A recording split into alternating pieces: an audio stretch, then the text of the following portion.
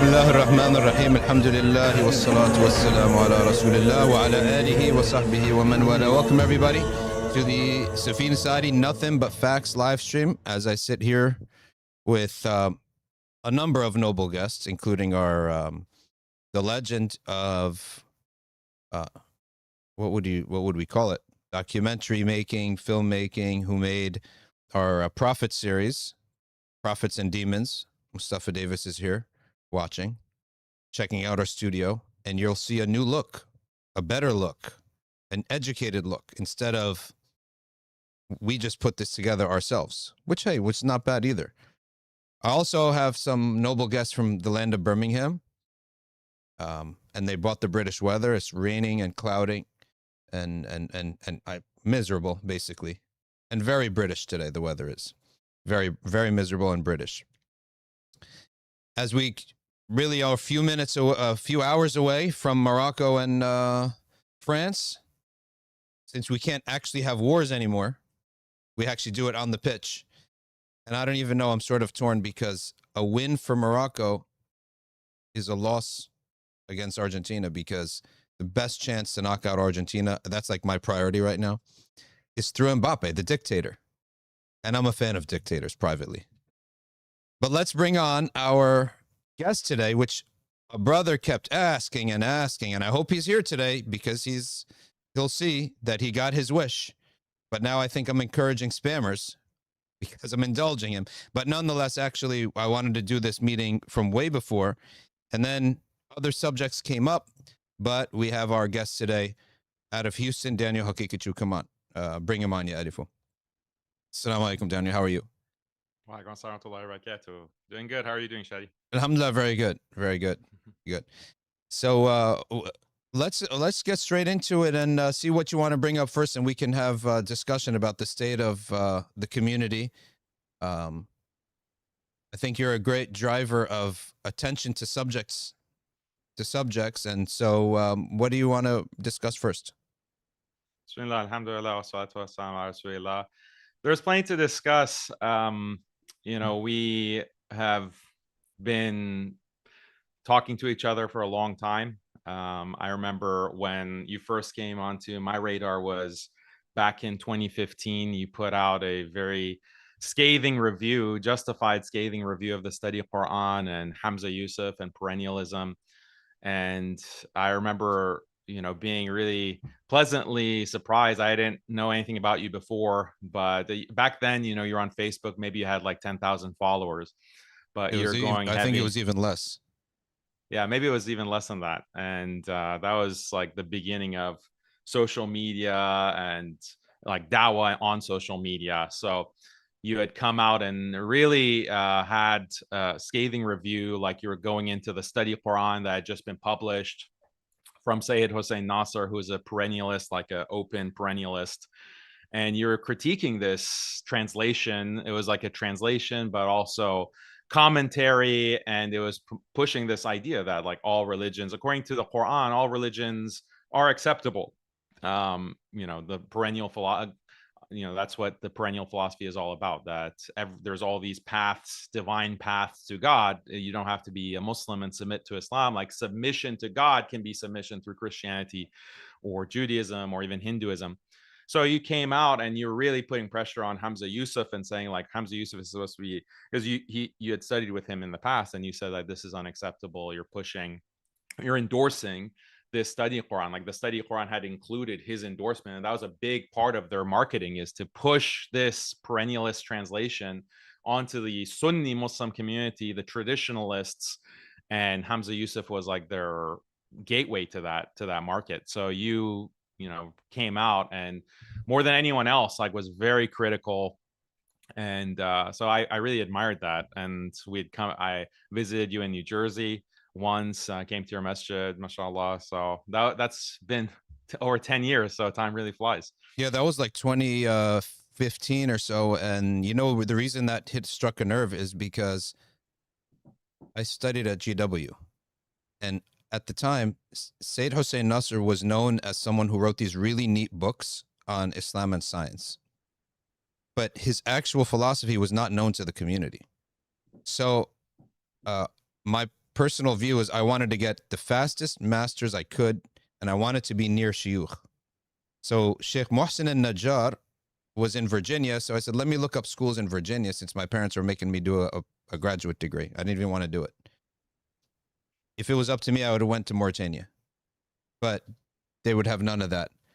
But when I got there, I got the shock of my life that they have this view, and they had Egyptians who believed in this, Turks who were believing in this, and their view is essentially that the deen is not about salvation. Okay.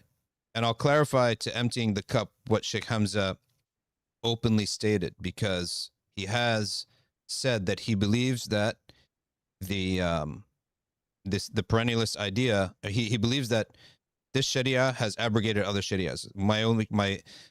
The follow-up, which he never really said, is that this idea is kufr. If you hold this idea, it puts you out of Islam.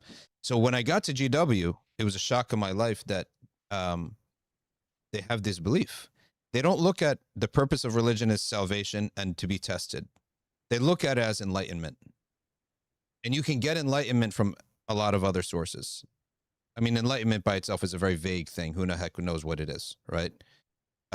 That you can get it, and others have gotten it. And they honored Ramaswamy, some Hindu philosopher. They would honor these priests and people who they considered saints, usually Christians or Hindus. So now I knew this is nonsense. Seyyed Hossein Nasr at the time, he knew that I knew that this is nonsense. And I knew that he knew that I knew that he knew it was nonsense. And we had a cordial relationship, right? He was just happy that I wasn't like a Wahhabi type of person, because that's his main thing in Islam. You find peace with non-Wahhabis. Well, I think you know that maybe that's a flaw too. Maybe Ahl Sunnah should be a little bit more clear. But in any event, because on that they would be right. In any event, we had a good relationship. And not to make a long story short, we had a good relationship. He wrote me great letters of recommendation. I got into SOAS University of London. He loved my master's thesis on Sayyid Muhammad al-Maliki. He gave me an A+ on it. We had an excellent relationship, me and him. As long as you guys are over here and I'm over here, right? And there's no mixing. So when this book came out, and a number of Sunni imams, very popular ones, the most popular being Sheikh Hamza, supported it and promoted it, it struck a nerve.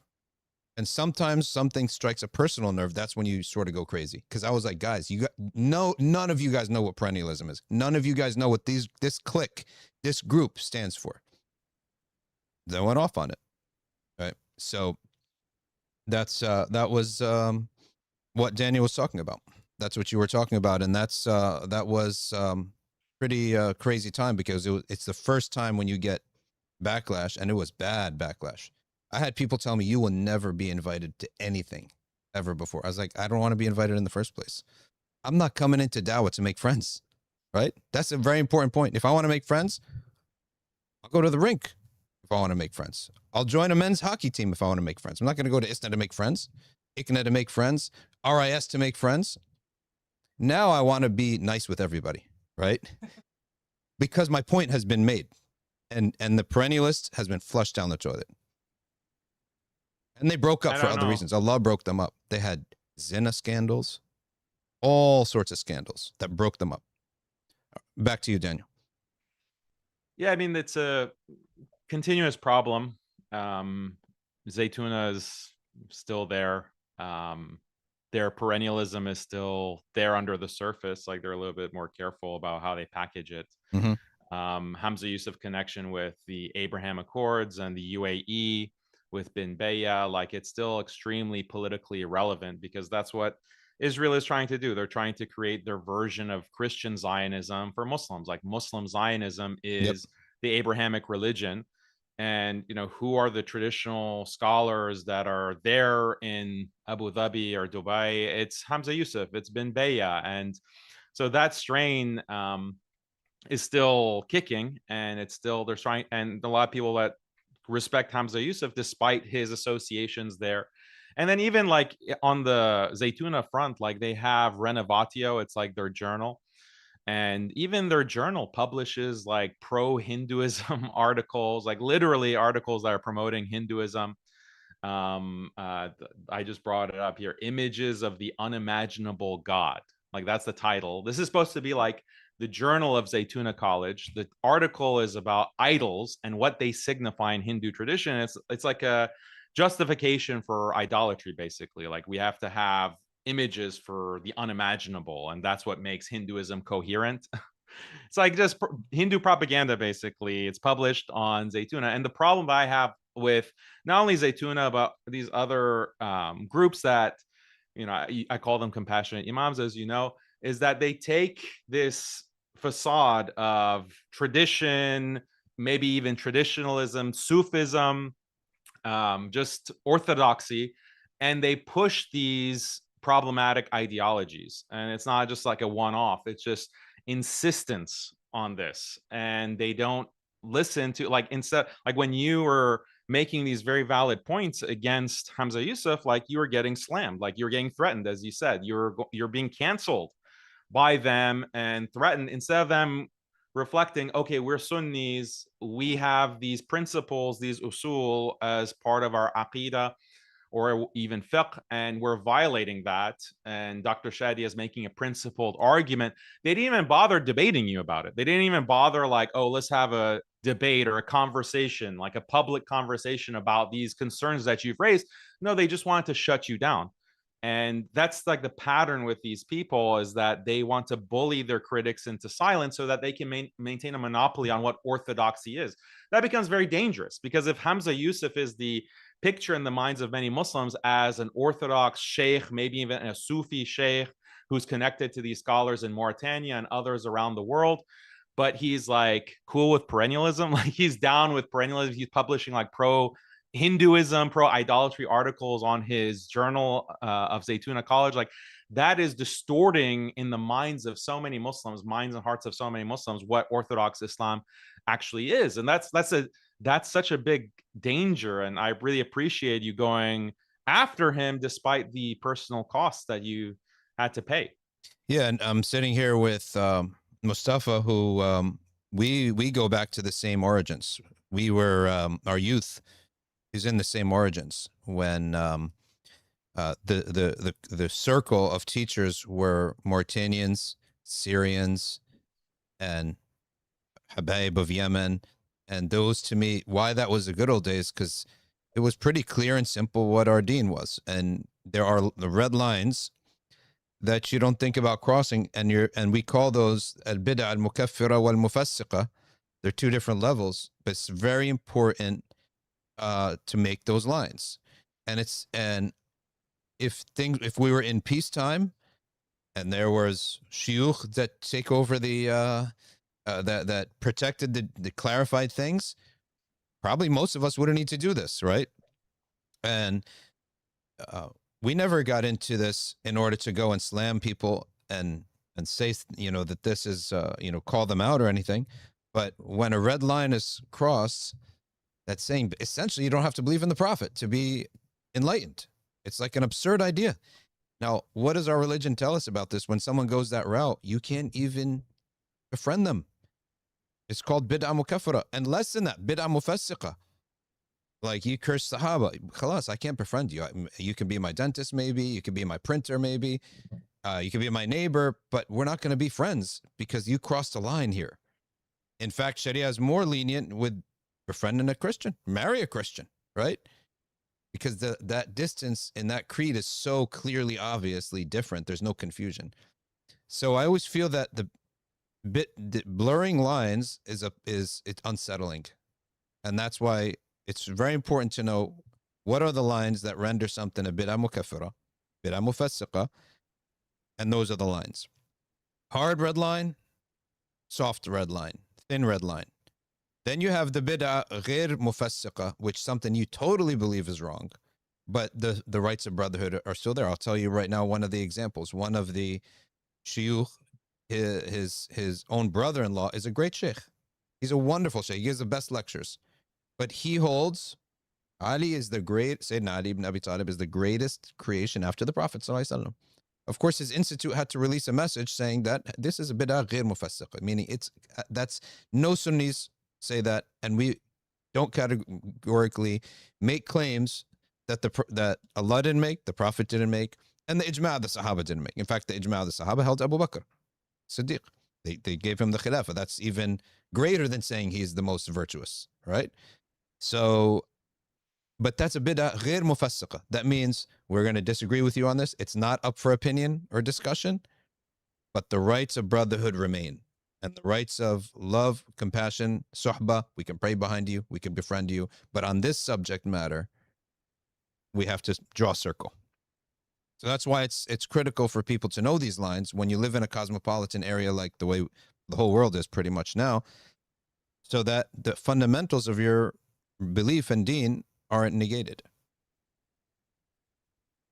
Yeah, yeah, I agree. The issue that we see so much with American Muslims is the politics, like the political dimension that people don't realize, because so many of the things that are put out as religious instruction, or whether it's a conference or lectures or a Ramadan series, like people, random Muslims who are consuming this through social media, or they're at their masjid listening to a khutbah, they think that they're getting like Islamic instruction, like, okay, we're learning ilm actually.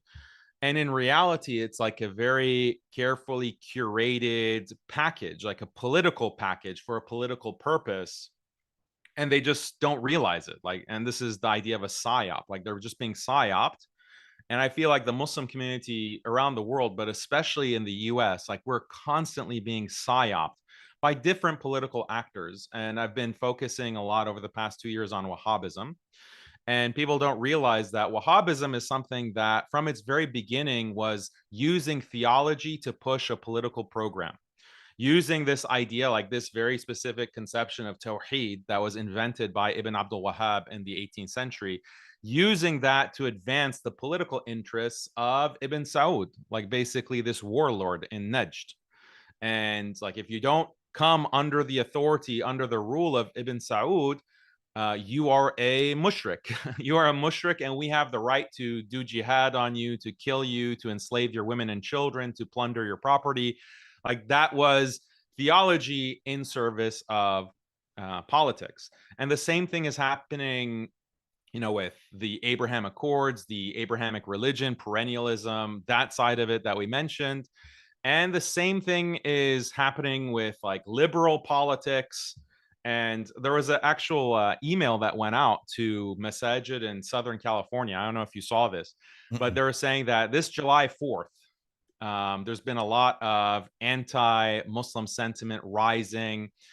You see Donald Trump, you see the Republicans in general, they're putting out this very harsh anti-Muslim rhetoric. And so in your khutbah, because the Friday was July 3rd, July 4th, Independence Day in the US was on a Saturday. So before the weekend, before the holiday weekend, make sure that your khutbah includes these talking points. And the talking points were like, oh, you know, Muslims are part and parcel of the fabric of America, and we are contributing to society, and we believe in pluralism and democracy, and like all of these values, okay, that are coming straight from like a political party's platform. Like we're pro-immigrant, we're pro-rights for minorities, we're pro-rights for women, all of this, like include that in your khutbah. And this was in collaboration with MPAC, which you might have heard of, Muslim Public Affairs Of course, Council. yeah. I don't even know if they're run by Muslims, to be honest. Yeah, it's a question. I mean, they claim to be Muslim.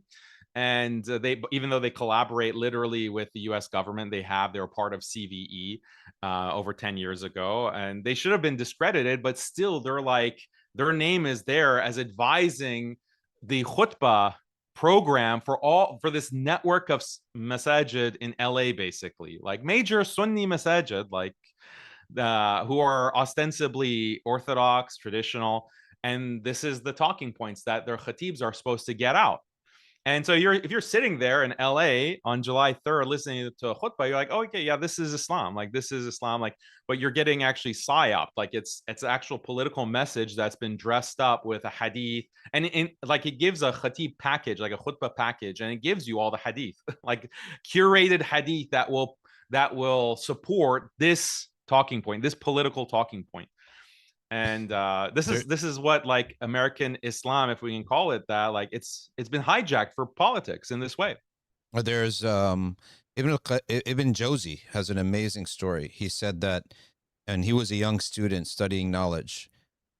He said that he was so at peace, and he would study all day and all night in the school of his sheikh, and he would sleep and feel the sakina in his heart when he would sleep.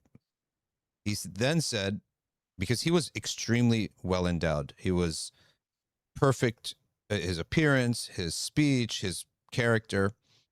And then he said, as soon as I started speaking very slowly, as I became popular and famous, because, you know, he was so famous, his preaching sessions were like packed. All the rich and the elites loved him. He said that halfway through, I started feeling like I'm never at peace anymore. Constantly, my mind is turning, and I don't have peace in my heart anymore. And he said that it took years and years and years until he begged Allah Ta'ala to show him why this has happened.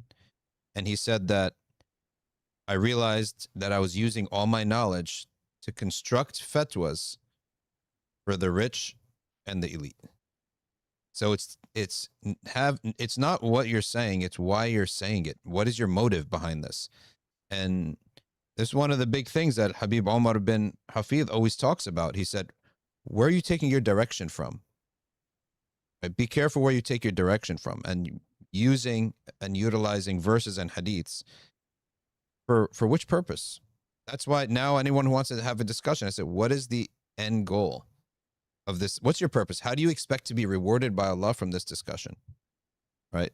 So that we're not end up using the deen as a football or as a way to achieve our goals, which is what every political actor has to do. They have to use their number one thing is their political agenda. If the Muslims weren't religious, they wouldn't even bother, right? They'd use other language. And so groups like that, hopefully the people weren't naive enough to accept, getting instruction from these organizations, who, by the way, some of them are literally not run by Muslims, which is bizarre. Yeah. No, yeah. I mean, that's so, like, I've had some comments recently that have gone back and looked at some of our prior interactions going back to, the past 10 years. And I was a big critic of one of the biggest psyops that has been inflicted on American Muslims, basically with the Democratic Party, with the left wing, and trying to push Muslims to adopt progressivism and to become like reliable voters for the Democratic Party, because Muslims are in a lot of these swing states, whether it be Florida, whether it be Michigan, Illinois. And so there was a lot, or not Illinois, but that's Michigan, the Midwest. for sure. Yeah. So they wanted to, there was a very deliberate program, and it started for the most part in the second term of Obama's administration. And you had some of these figures like Dalia Mugahed, or Ingrid Mattson, who were part of that, literally part of the administration. Like, Obama had brought them in, and their whole project was, how do we outreach to the Muslim community to make them reliable supporters of our party? And and the way that someone like Dalia Mugahed or some of these other, her network, the way they pitch that to the Muslim community is that, oh, well, now we're relevant. Now we're like, we have a seat at the table, so we can help Muslims. Like, we can help Muslims by advocating and being the liaison to the White House or to the FBI or whatever three-letter agency. And we're going to be your representatives, basically. So this is a win-win situation. And in reality, what ended up happening, like, this was before CVE was rolled out. Barack Obama, who was supposed to be so progressive, and he's going to be pro-minority, pro-Muslim, pro-immigrant, Like he was the one, with the help of these people, with the help of this Muslim network, launching a kind of surveillance program against the Muslim community, surveilling masajid, detaining many Muslims, like the no-fly list, where you have to go through this hassle at the airport if your name is Ahmed or Muhammad on your driver's license. Like that no-fly list was expanded massively under Obama. It started under Bush after 9/11, and then Obama actually expanded it. Like Muslims are under more scrutiny under Obama. And so where was like the benefit that Muslims supposedly were supposed to get? In fact, we opened our doors, as opposed to being oppositional to these forces of the government who wanted to clamp down. Because now, I mean, now a lot of these people, like maybe they have 2020 vision because of the hindsight that, okay, the Democratic Party, just like the Republican Party, is owned by Zionists. And Zionists, they have just one objective, is to generate hatred for Muslims domestically, so that the population will support endless wars in the Middle East. Like now, that's more known, but back then it was obvious as well that Barack Obama is no friend of Muslims. He's within the pocket, he's in the Zionist pocket. And so you have, like, we're basically opening our community up to not only surveillance, not only all of this extra scrutiny, being like more convictions under bogus charges of material support for terrorism. A lot of Muslim charities were shut down actually on this kind of dubious basis because they're supporting Palestine, and then they're shut down by Obama. So we have, and then what happened is that you have, because of a lot of these major imams accepting that bargain, they start preaching liberal values. They start preaching like more forcefully, like feminism, more forcefully, like pro LGBT, more forcefully, this idea of like, as Muslims, we're just part of the melting pot in America. Like we're part of the melting pot. Whereas before, like if you recall, like from the 90s or early 2000s, like the whole posture of Muslims, especially like that second generation of Muslims, was that we want to spread Islam. We want to spread the message of Islam, and we want America to become a Muslim country, like through our Dawa efforts, by preaching the truth, by preaching these Islamic values, which is a solution for all of these problems that the world is suffering from. That's our mission. That's the purpose of Dawa. And then there was a shift, over the past 15 years, definitely since 9/11, that no, we just want to be a model minority. We want to be good little citizens, and we want to just fight for our rights. But it's not just our rights, the rights of everyone. So we're going to fight for the rights of Muslims, the rights of Blacks, the rights of Latinos, the rights of immigrants, the rights of LGBT, the trans rights. Everyone is, this is a melting pot. So we have to all be fighting for, like, that's a completely different frame. That's a completely different shift that happened. And people didn't notice this as much, but it was part of a overarching psyop where the character of the Muslim community was shifted. And unfortunately, like, I came out very strongly and criticized like the people who were complicit in that at that time. And I called them compassionate imams and so forth. I totally agree with this idea that the imams and the shuyukh should not be taking their direction and their marching orders or even influence from the political class, but they shouldn't even be the political class. There should be a line. And the reason I say this is that political people, they have to interact with, it's all lesser of two evils. Everything in politics is almost 90% of it is lesser of two evils. And so they're going to have to do stuff, interact with people that are unsavory and not halal, right? So that person cannot be your imam.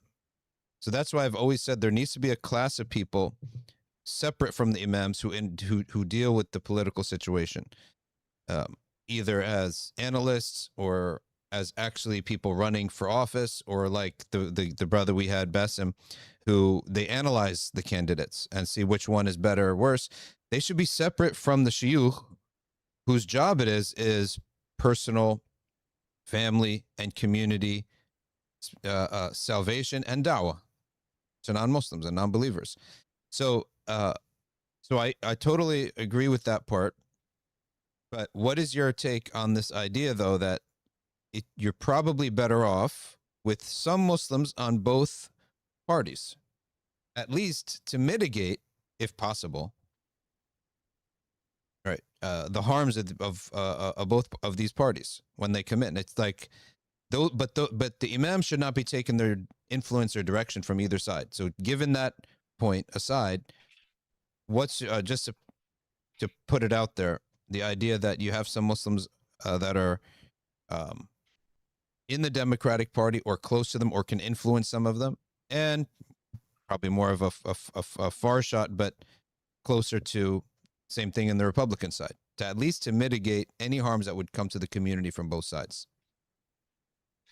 I'm fine with Muslims who are involved in politics and and that's an area where intentions matter. Like, why are they involved in politics? They might be part of some of these agencies, actually. And what is their intention by being a part of this agency? And are they trying to serve the interests of Muslims? Like, are they in a way kind of like agents of the Muslim community, like a sleeper agent? Like, that's fine. Like, that's something that whether it's on the left wing side or the right wing side.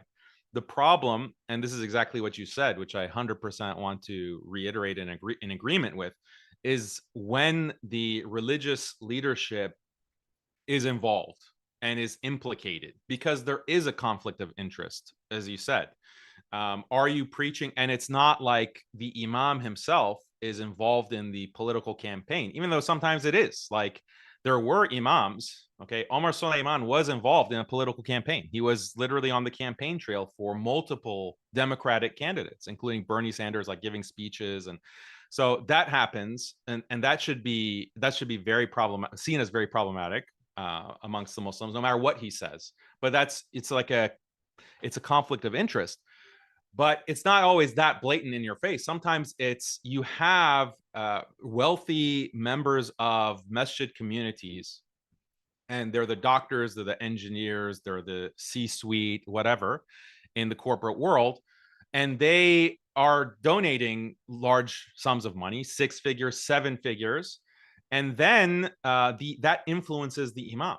And we know that the structure of the masajid and religious authority in the United States and in the entire world is so compromised. There's no independence. Like, you have to rely, many, to survive as an imam.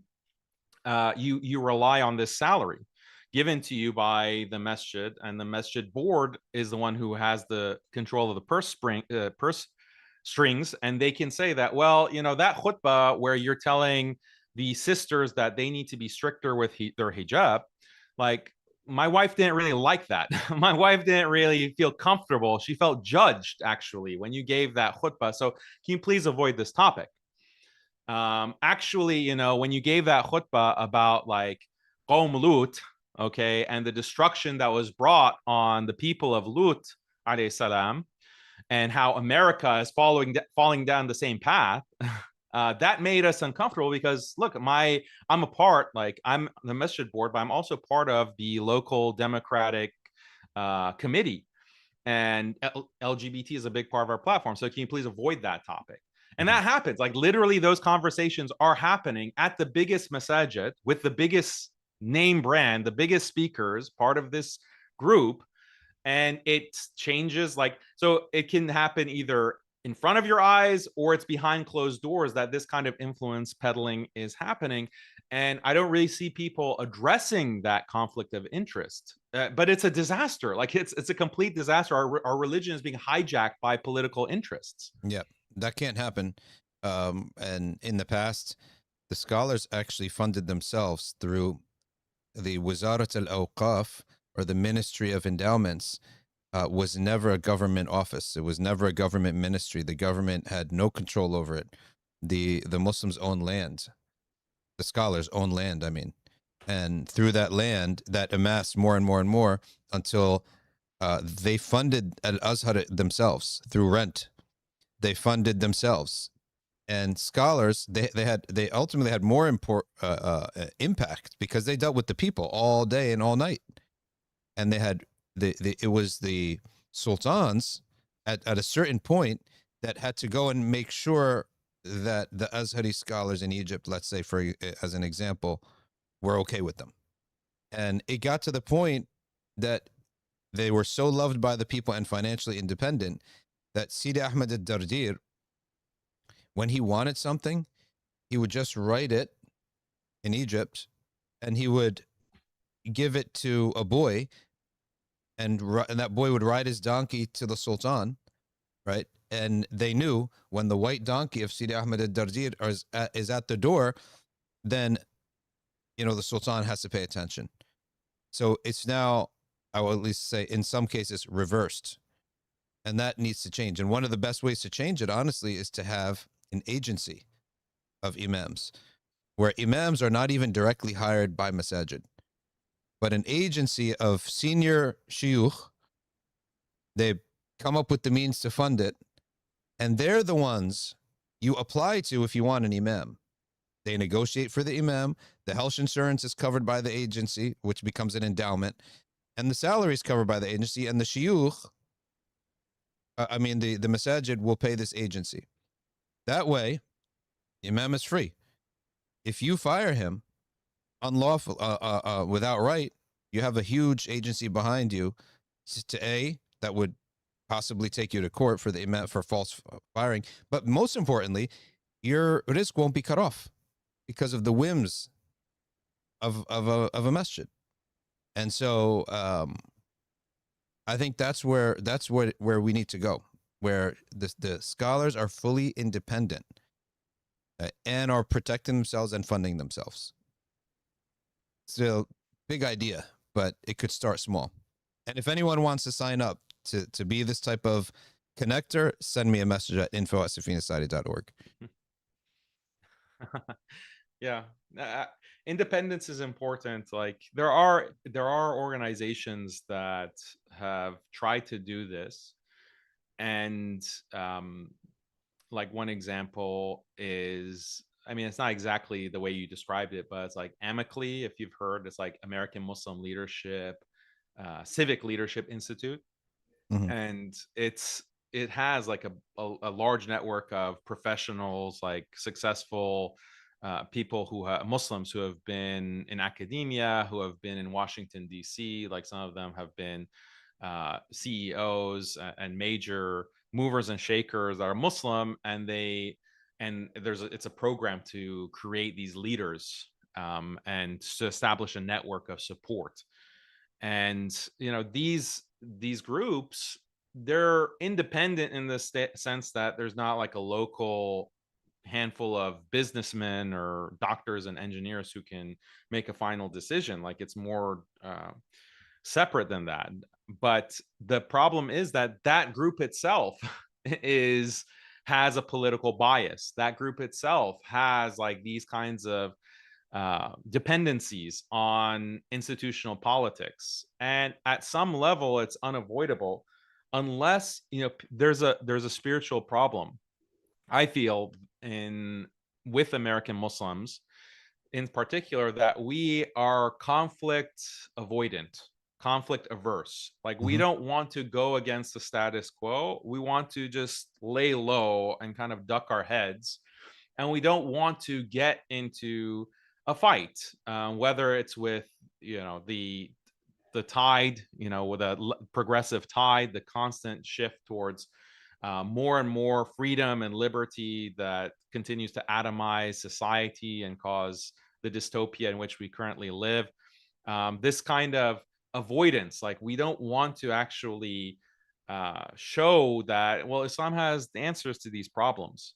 And that's something that as long as that exists, like that kind of spiritual problem, like if you look at the Prophet sallallahu alaihi wasallam and you look at the seerah, yes, the initial call in Mecca, when the Muslims were just a small number, the initial call was to Tawheed, worship Allah alone, don't fall into idolatry, do not worship other than Allah. But there was another component to the message, and this is in the early Meccan surahs, is don't bury your daughters, for example. Do not steal the wealth of the orphan. Do not, be unjust. That kind of message, which was very controversial, because you're basically these ayat are a slap in the face of the elites of the Quraysh. Yeah. And So it's something where the Quran, just by virtue of these ayat, the revelation is preventing Muslims from like, okay, let's just stay on the down low. Let's try not to be controversial. Let's preach our message of Tawheed, but not like get too political. Let's not get too political. No, in fact, the verses are extremely political in that context. Despite the Muslims being weak, despite the Muslims being so like there's just sometimes there's too much pragmatism packaged as hikmah, too much pragmatism, like a blameworthy amount of pragmatism that is excused as, oh, we're just being wise in our situation because we're playing the long game. No, you're not playing the long game. You're actually being cowardly, and you're trying to use this as a excuse. So that spiritual problem has to be, I feel, addressed and soon, because now the anti-Muslim animosity is again reaching a fever pitch. Why? Because it's being funded by Israel. Like Israel dedicated another, like they increased their budget for propaganda in the West by 300%, like just this past year. So, and we know that their go-to move in their propaganda is not like, oh, you got to support Israel. Israel is the only democracy in the Middle East. They've realized that that's not going to work anymore post October 7th. Everyone's seen the footage of all of the children being blown to bits by these Zionists. No, we have to push animosity towards Islam, hatred towards Islam. Let's portray Muslims as these monsters who are grooming your children, who are going to violate you because they're hordes that are coming in to destroy all civilization. Like that's the message that needs to be pushed constantly on mainstream media and social media. And so now we're getting to levels that were like right after 9/11 in terms of anti-Muslim sentiment in the West. And I see the same patterns like with Muslims, like, okay, well, let's just keep our heads down. Let's not face this head on. Let's try to be pragmatic. And it's a losing strategy. It's a losing strategy because it's spiritually deficient. It's and keep in mind, I want to mention this, that it's not only against Muslims that this group of people or this trend. I want to read these names out because we can't ignore this. In just the last several months, there have been at least 6 young black youth found dead under circumstances their own families do not believe to be suicide. Trey Reed, 21-year-old college student at Delta State. Tori Medley, found hanging on a golf course in Wisconsin. Kyle Basinga, 21, in Georgia. Juliana Nazita, 16 years old, found on a church property. Tonia Nicole Miller, 27, found in a park in Miami. And most recently, Nolan Wells, left alone on an island by friends on the 4th of July weekend and found dead. So each one of these, it is maybe alleged or confirmed that had some anti-black or racist sentiments behind it. So this group of people that are now leading this charge against Muslims, by the way, they're already taking actions against those who are more vulnerable. And you hardly see this in the news. And that's why somebody brought it to my attention and said, you need to give attention to this because this is the same wave. And, like a rising tide, it lifts all ships. So whether it's going to be against blacks, it's going to be against Muslims next. Right.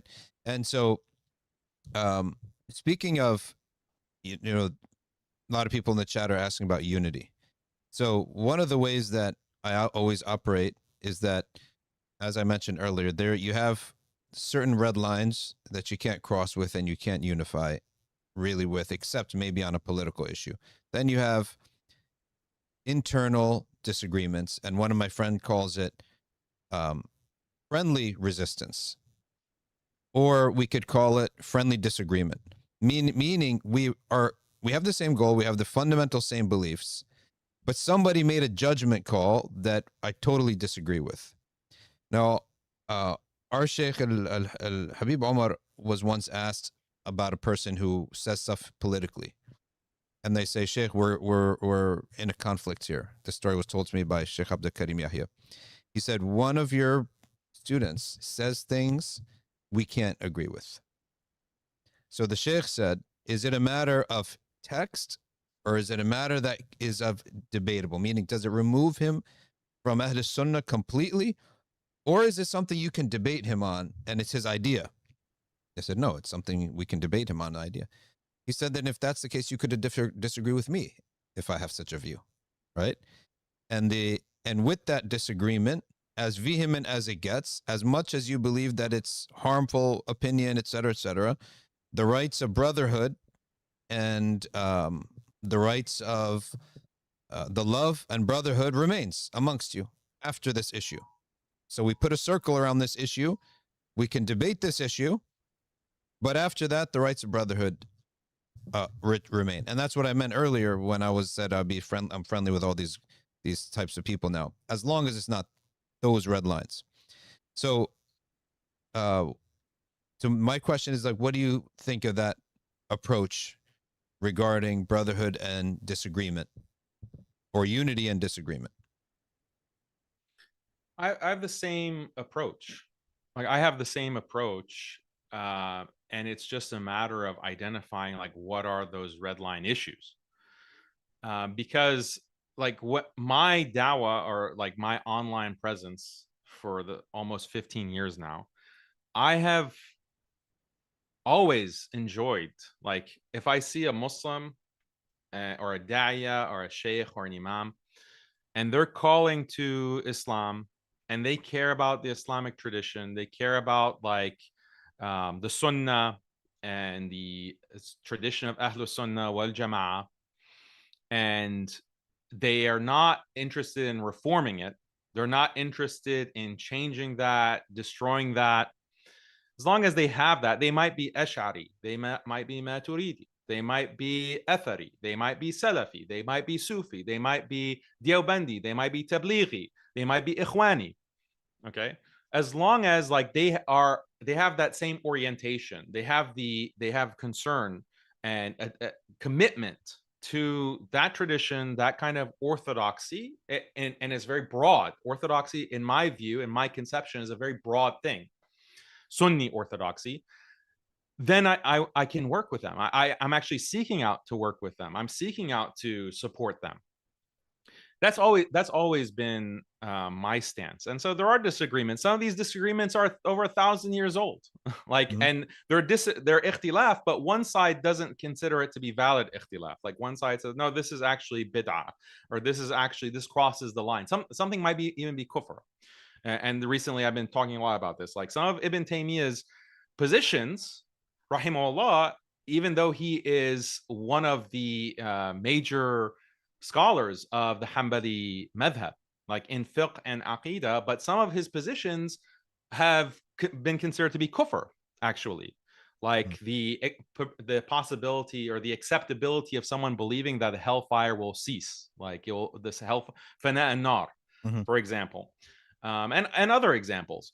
So that's always been my position. The problem is, like, when it comes to politics, like a political psyop, that's when the future of the ummah is actually at stake. Like, the future of orthodoxy is at stake, because someone's coming in and saying, no, orthodoxy means this, and they're bringing something new. Okay, if someone comes and says, orthodoxy means that, yadullah, we should do tafweed of that, like we should do ta'wil of that, or whatever else. Like, someone says, like, that's the orthodox position. Okay, like, that's been debated for 1,000 years. That's been debated, and it's been subsumed under the larger umbrella of Islamic orthodoxy. It's like 1,000-year-old debate, or more, actually 1,200-year-old debate.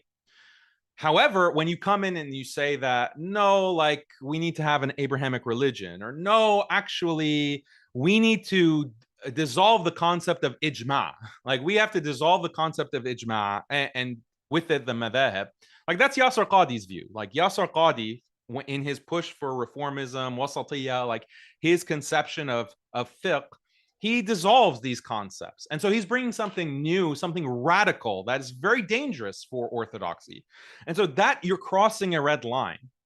And that's my position. That's why I take a harsh stance and insist on, like, no, this is not acceptable. As long as you're pushing for this kind of position, we can't, like, let go of this. We can't just say, oh, let's just be friends and move along, and this is just like constrained to this circle, and we can just get along on everything else.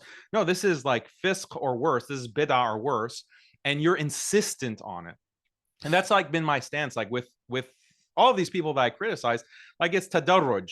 I've taken a gradualist stance. And this is actually what Imam Ghazali says, rahimahullah, in Ihya Ulum ad-Din, like in the chapter on Amr bil Ma'ruf wa Nahi anil Munkar, enjoying the good and forbidding the evil. He says there has to be tadarruj, and he gives all these qualifications for enjoining good and forbidding evil. But he says, like, he gives stages. Like, first you approach them with soft words, with kind words. You advise them privately, and see if that changes. If that's going to be more efficacious in changing their behavior and stopping them from promoting something that's evil and wrong, then that is required to use soft words, actually. And if you use harsh words, even though you're enjoining the good and forbidding evil, that's wrong. Like, you're actually sinning and you're violating his rights because you're approaching him with harsh words when kind, soft words would have been more efficacious. But he says that in some cases it's not efficacious. Sometimes the person is obstinate. They will insist on their bid'ah or whatever that they're promoting, or fisq, and then you have to escalate. And so he gives this ladder, like escalation ladder, for how to enjoin good and forbid evil. And he says at stage like 4, you have to start being abusive towards them. You mock them. You like actually degrade them. As long as they're insistent, as long as they continue to advocate their position, you actually have to get abusive. And then he says at stage 5, you actually use force. And obviously he's talking about a situation where it's an Islamic government, and so you're authorized to be able to use force. In our situation, we can't. But he gets to that level, even the use of force is necessary. And so that's the kind of approach that I take. I think it's a matter of just identifying what are the red lines, what are the big dangers with a kind of political reform that is taking place. Same with the Wahhabis. Wahhabis, the same exact thing. Like, I didn't fully realize the danger of Wahhabis and how politically infiltrated they were.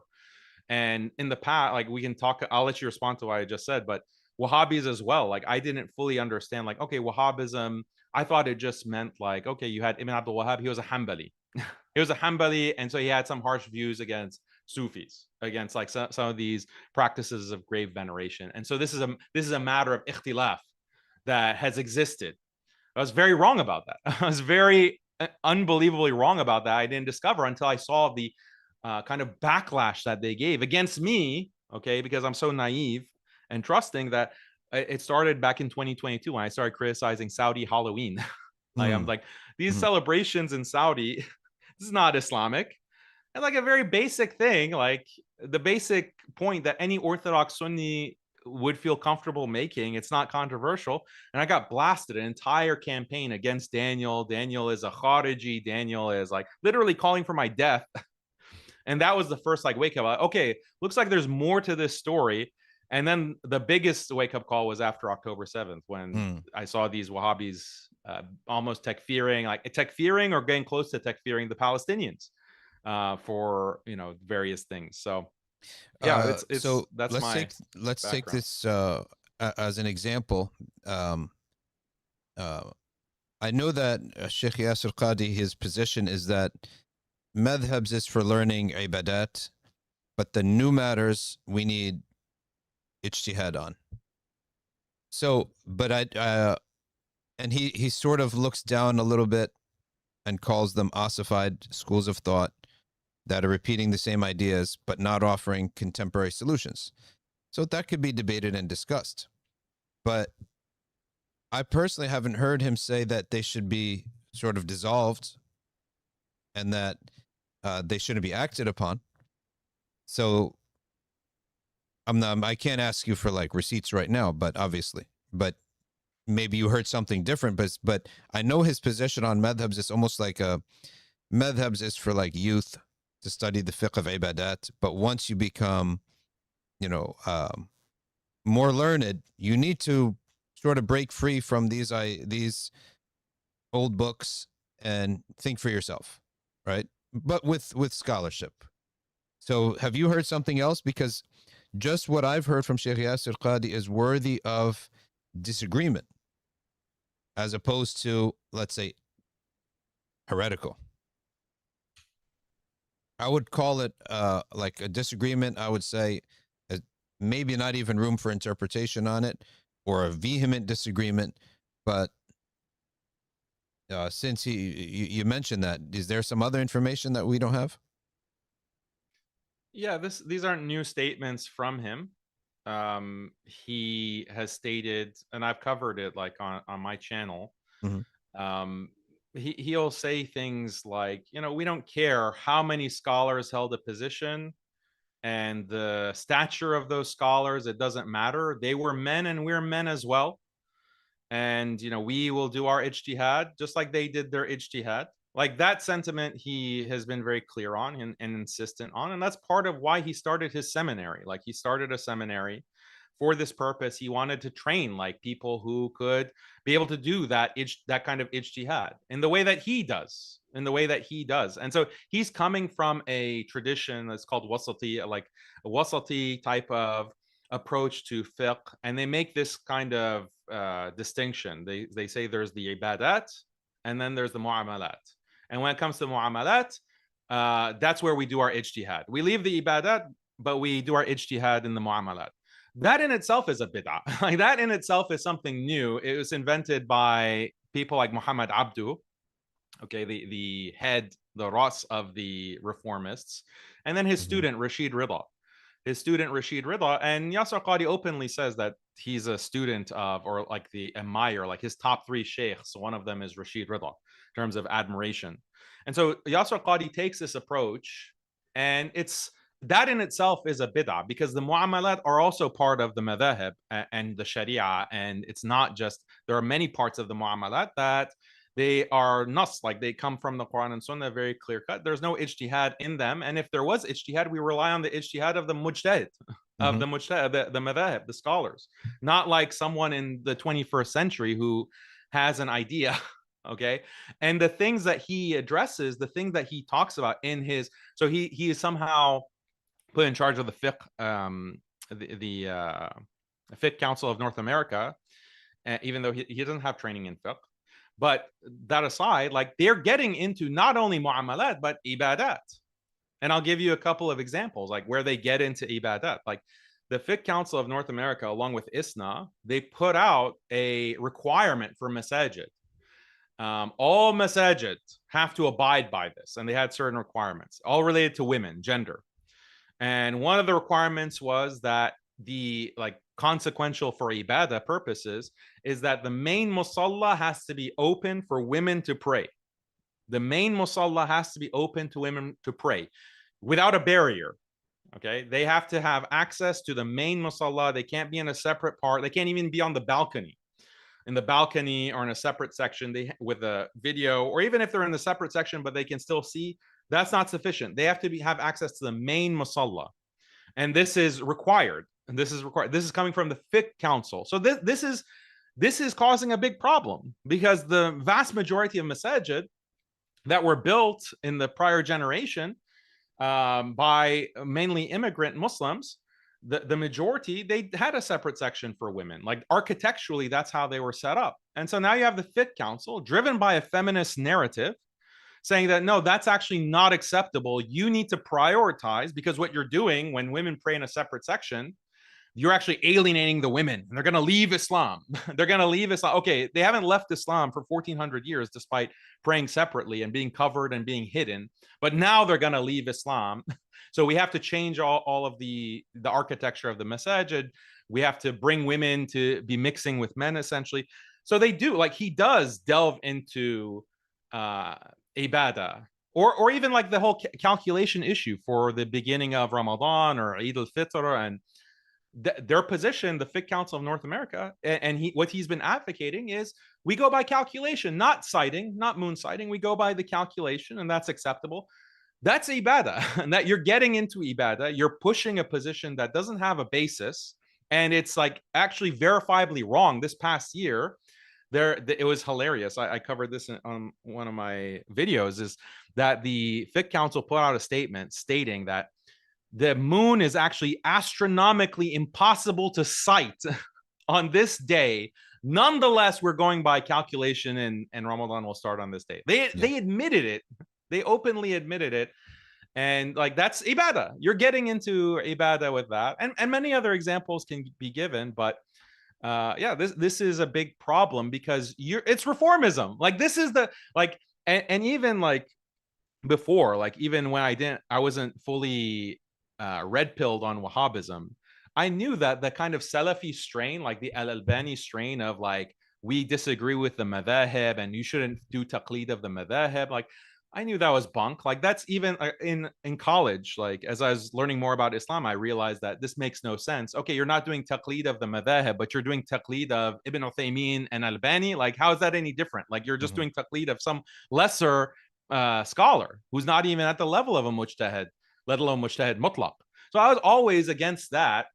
And that's the core of reformism, actually. Like that's and what people don't understand. Like some of they're the heads of reformism. They're coming from the same tradition of Muhammad Abdu from Egypt, and then Rashid Rida. Like that's the Senate, Rashid Rida, and then it gets spread through Saudi Arabia through these imams into the 20th century, now into the 21st century. And Yasir Qadhi, as a student from Islamic University Medina, he comes to Yale, and then he starts spreading his version of it. It's a big problem. Yeah, I don't believe in reformism or opinions that aren't based in one of the four schools, especially as a strong opinion, if not the dominant opinion, in ibadat. When it comes to fatwas, also the madhabs have apparatus to make fatwa, to give fatwa within their school of thought by making analogy to other rulings within their school of thought. And that's what they call a mufti and nazila, mufti within the nawazil. So it's not like you have to break out of the schools of thought. Now, one of the reasons that it's problematic, I think contemporary muftis, they end up with a little bit of a problem because they always say, well, in madhab so-and-so, this is the case. In madhab so-and-so, that's the case. But we're not bound by madhab. But hold on, why did you just cite madhab then, right? Just say I'm not bound. Here's Quran, here's hadith right away. But there is a type of thing where for ummah legitimacy, here's this madhab says this madhab says that. But then if you say, hold on, but this madhab says this with conditions, and that madhab says that with opposite conditions, neither of which meet your conditions. So then why would you even go with them? Why would you cite them? Just say, we're non-madhabists. Here's Quran, here's Sunnah, here's hadith. That's it, right? Don't cite any madhabs and don't cite any scholars either, because from 100 years ago all the way until 1,000 years ago, every scholar was following the usul of a madhab, pretty much. Maybe not Ibn Hazm, but that's it. So that's my thing with reformism, is that you're not actually, you're cheating a little bit. Don't cite any madhabs at all. If you're going to break their conditions, just say I'm citing Quran and hadith. And then I can assess your position as being valid or invalid according to the four madhahib. I could follow it or not follow it. So that's the consistency within isn't there yet, because I think people, they know that people aren't going to go with that. They're still going to ask, what's the mustanad? Who said this from the great scholars of the past, so that I can trust them. And that's the issue with it. But I would also say that nonetheless, provided that such a self-declared mujtahid gives a fatwa, I totally disagree with those usul. You're still going to end up judging him by his results and asking, is this person going outside of something that is a binding belief that would render this person's deeds nullified? Otherwise, it's still a bid'ah Ghayr Mufassiqa. Let's say the fatwa of say Bismillah and eat. What's the point of the biha rules then, right? Say Bismillah and eat anything is bid'ah Ghayr Mufassiqa. Okay. We would say that, I think most of the four madhabs would say that disregarding the moon sighting would be a bid'ah Ghayr Mufassiqa. They don't accept it at all. Maybe some Shafi'is have some kalam on that. Even binding someone to remove a barrier, and or binding someone to put a barrier, both of them you can't bind it. You can't say there's only one opinion on these. But all these, I would put them in the category of bid'ah Ghayr Mufassiqa, in which it would say, I would vehemently disagree with this, but yet the binds a brotherhood, would still remain with that person.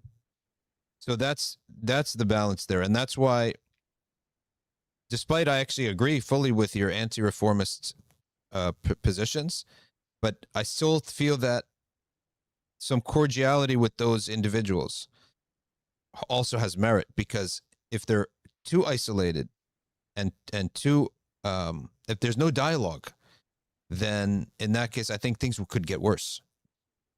And that's why it's the separation between bid'ah mufassiqa and bid'ah ghayr mufassiqa is important. Now, bid'ah ghayr mufassiqa, they're not good things. It's just not at the same level as, let's say, someone becoming a Khariji or a Shi'i, in which case you don't have any relation with them. The problem is, though, that it's not just isolated opinions. It's actually systematic, the kinds of positions that they're putting out, and it's clearly political. It has a political purpose. It is serving the interests of the enemies of Islam, in the same way that it was like Muhammad Abdu didn't come up with his reformism. Like, he's the father of reformism, along with like that he's in Egypt. Okay, so let's say the Arab world, and Sayyid Ahmad Khan in the subcontinent is his analog. They're not just advocating reformism in the abstract, right? They're advocating reformism because of their connections with the colonial powers, the British in both cases, whether in Egypt or in the subcontinent. They are connected to these political powers that have an agenda, and their agenda is to reform the understanding of Islam in the minds of Muslims to make them more compliant subjects to the colonial rule. That is the impetus behind their reform, and so this is where the wisdom that we find in the Sunnah and reiterated by many of the ulama throughout the Sunni history, Sunni tradition, is that, you know, when a scholar is getting closer and closer to the gates of the ruler, he's getting further and further from Allah, or for the pleasure of Allah. And this is a basic principle, and Muslims intuitively understand that when you have a scholar who is like the right hand man of the corrupt ruling power, let alone a colonial power, like, that scholar can't be trusted, no matter what he says, no matter how erudite, no matter how eloquent, no matter how beautifully he can recite the Quran, and he's memorized 10,000, 100,000 hadith. It doesn't matter, because you can't trust whether what he's saying is actually what Islam says, what Allah and his messenger وسلم, say, or what the ruler has told him or pressured him, exactly like you're described from Ibn al-Jawzi. So when you have these individuals, okay, and I don't want to focus on one particular person, but their connections with the U.S. government, okay, of all governments, the Zionist-occupied U.S. government is so well established, so clear. They're proud of it. They're proud of their connections. And that is what is behind, that is the running theme behind their reformism.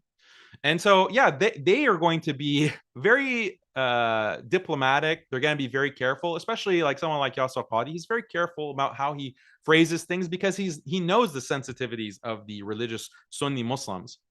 And so he's very careful in how he packages things. He uses his own like gradualism in pushing certain things. Like, only recently he's been bringing question into the objective basis of hadith, whether hadith can be reliable. He's attacking the preservation of the Quran, even like the holes in the narrative. Like, it's on and on with this guy.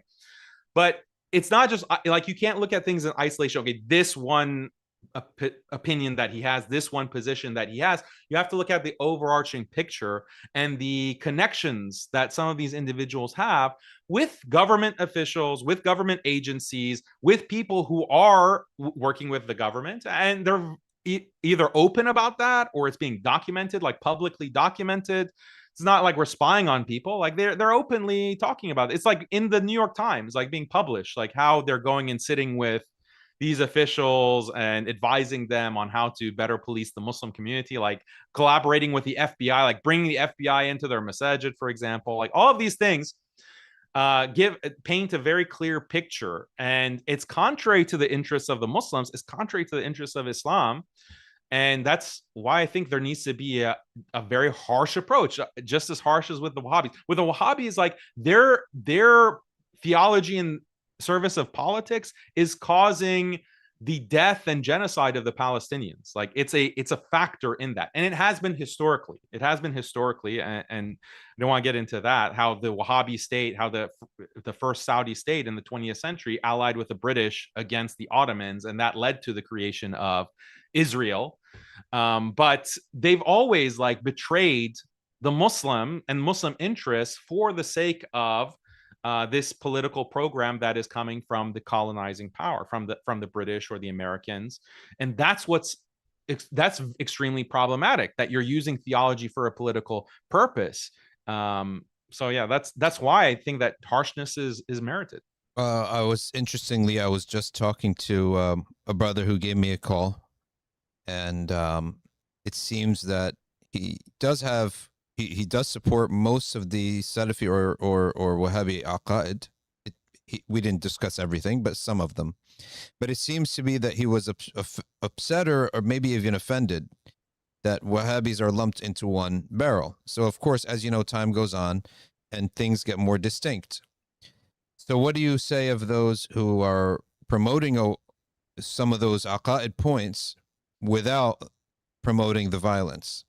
And almost like a little, see, always the problem is that someone's going to say, well, I'm part of that group, but I don't believe that. I'm part of this group, but I don't believe these people should be killed. I have those beliefs, but not those, other parts of belief. That's one of the, how do you navigate the challenge of groups and group names where someone's always going to tell you that, and someone's always going to separate themselves, from one of these elements? I think that I'm careful in the way that I talk about Wahhabis, because I make a distinction between Wahhabis and Salafis. Mm-hmm. Salafi is a loaded term, and it's not very clear. It hasn't been clear, like, what does Salafi actually mean? Because does Salafi, for example, mean, like, Muhammad Abdu was considered a Salafi? Like, Muhammad Abdu, like, even though he didn't coin that term or use that term, Rashid Rida, his student, was considered a Salafi. And what they meant by Salafi was discard the Madhahib and the ijtihad of the Madhahib and go back to the Salaf. Okay, and we know how incoherent that is, but it was in service of their reformism, which was in service of British rule. That's one conception of Salafism, and obviously we reject that. And some of the traditional Salafis, what are considered Salafis today, they would reject that as well. Does Salafi actually mean, like, it actually means that you're following Hanbalism, like in fiqh and aqidah? If that's what you mean, then that's not problematic. Like, as far as I'm concerned, like, and as far as you're concerned as well, because I think you have like Hanbali aqidah being taught at Safina Society, right? Yep, so you have like, so that's okay, no problem. Like, if that's what you mean by Salafi, it means like following Hanbali aqidah or even Ibn Taymiyya's aqidah. And there are differences. There are significant differences between Ibn Taymiyyah and Imam Ahmad ibn Hanbal. Okay, fine. But at least that's something that has some basis in tradition that's prior to modernity. With Wahhabism, if by Salafi you mean like, no, we follow Ibn Abdul Wahhab and we revere Ibn Abdul Wahhab, that's what I think is where you go wrong. And I don't think that should be tolerated, because what Ibn Abdul Wahhab was preaching was a break from Ibn Taymiyyah and from the Hanbali school. He tried to attach himself to the Hanbali school, especially after he was getting a lot of heat from the ulama of his time, and who were labeling him as a Khariji. He tried to say, no, actually, I'm a traditional Hanbali. Like, he tried to attach himself, but it was just damage control, basically. It was just for the optics, because originally he was denouncing the Hanbali school. He was saying the Hanbali school, like this school, doesn't consider istighatha to be shirk akbar. Doesn't consider it to be shirk akbar, and therefore this is shirk. Like, they're promoting kufr, and we have to do takfir of them. We have to do takfir of the Hanbalis. Like, that's his position. And he might have tried to soften that later as he got like universally slammed as being a Khariji by all the traditionalists. But like his his aqidah is a break from not only Hanbalism, but even Ibn Taymiyya. Even Ibn Taymiyya didn't go as far as he did in the takfir, in the conception of what counts as shirk. Because even there, like even in the conception of shirk, this is something that he innovated on. He innovated in the concept of shirk and tawheed. He said this himself. This is why he said that no one understood tawheed before me. That's literally his statement. And yeah, it's like complete narcissism, but that's what he believed. Like he said that none of my teachers understood tawheed, and he studied. Ibn Abdul Wahhab studied in Mecca and Medina, and he thought he knew like tawheed better than his teachers in Mecca and Medina.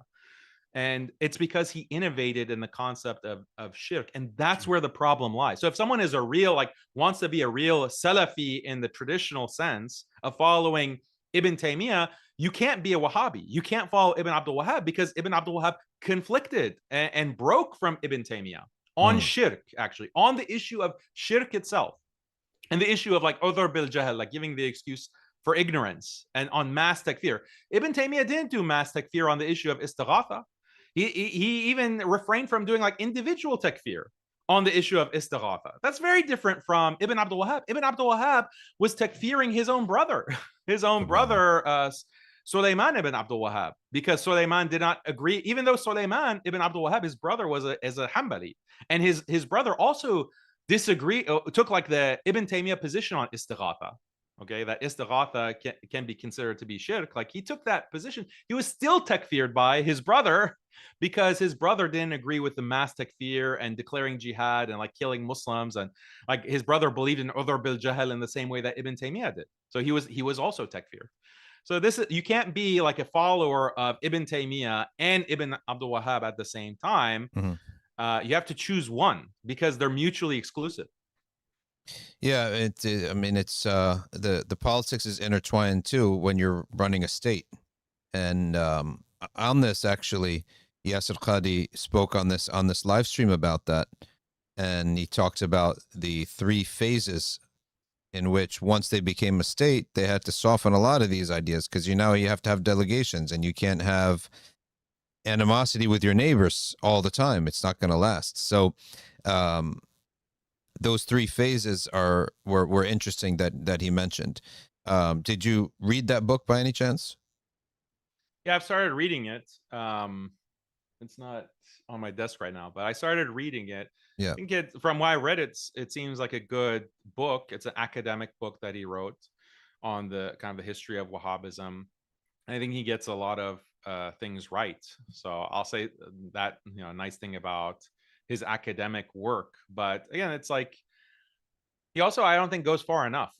Like, ironically, I don't think he goes far enough in deeming Ibn Abdul Wahhab as a deviant, as a Khariji. Like, I don't think he will actually go far enough.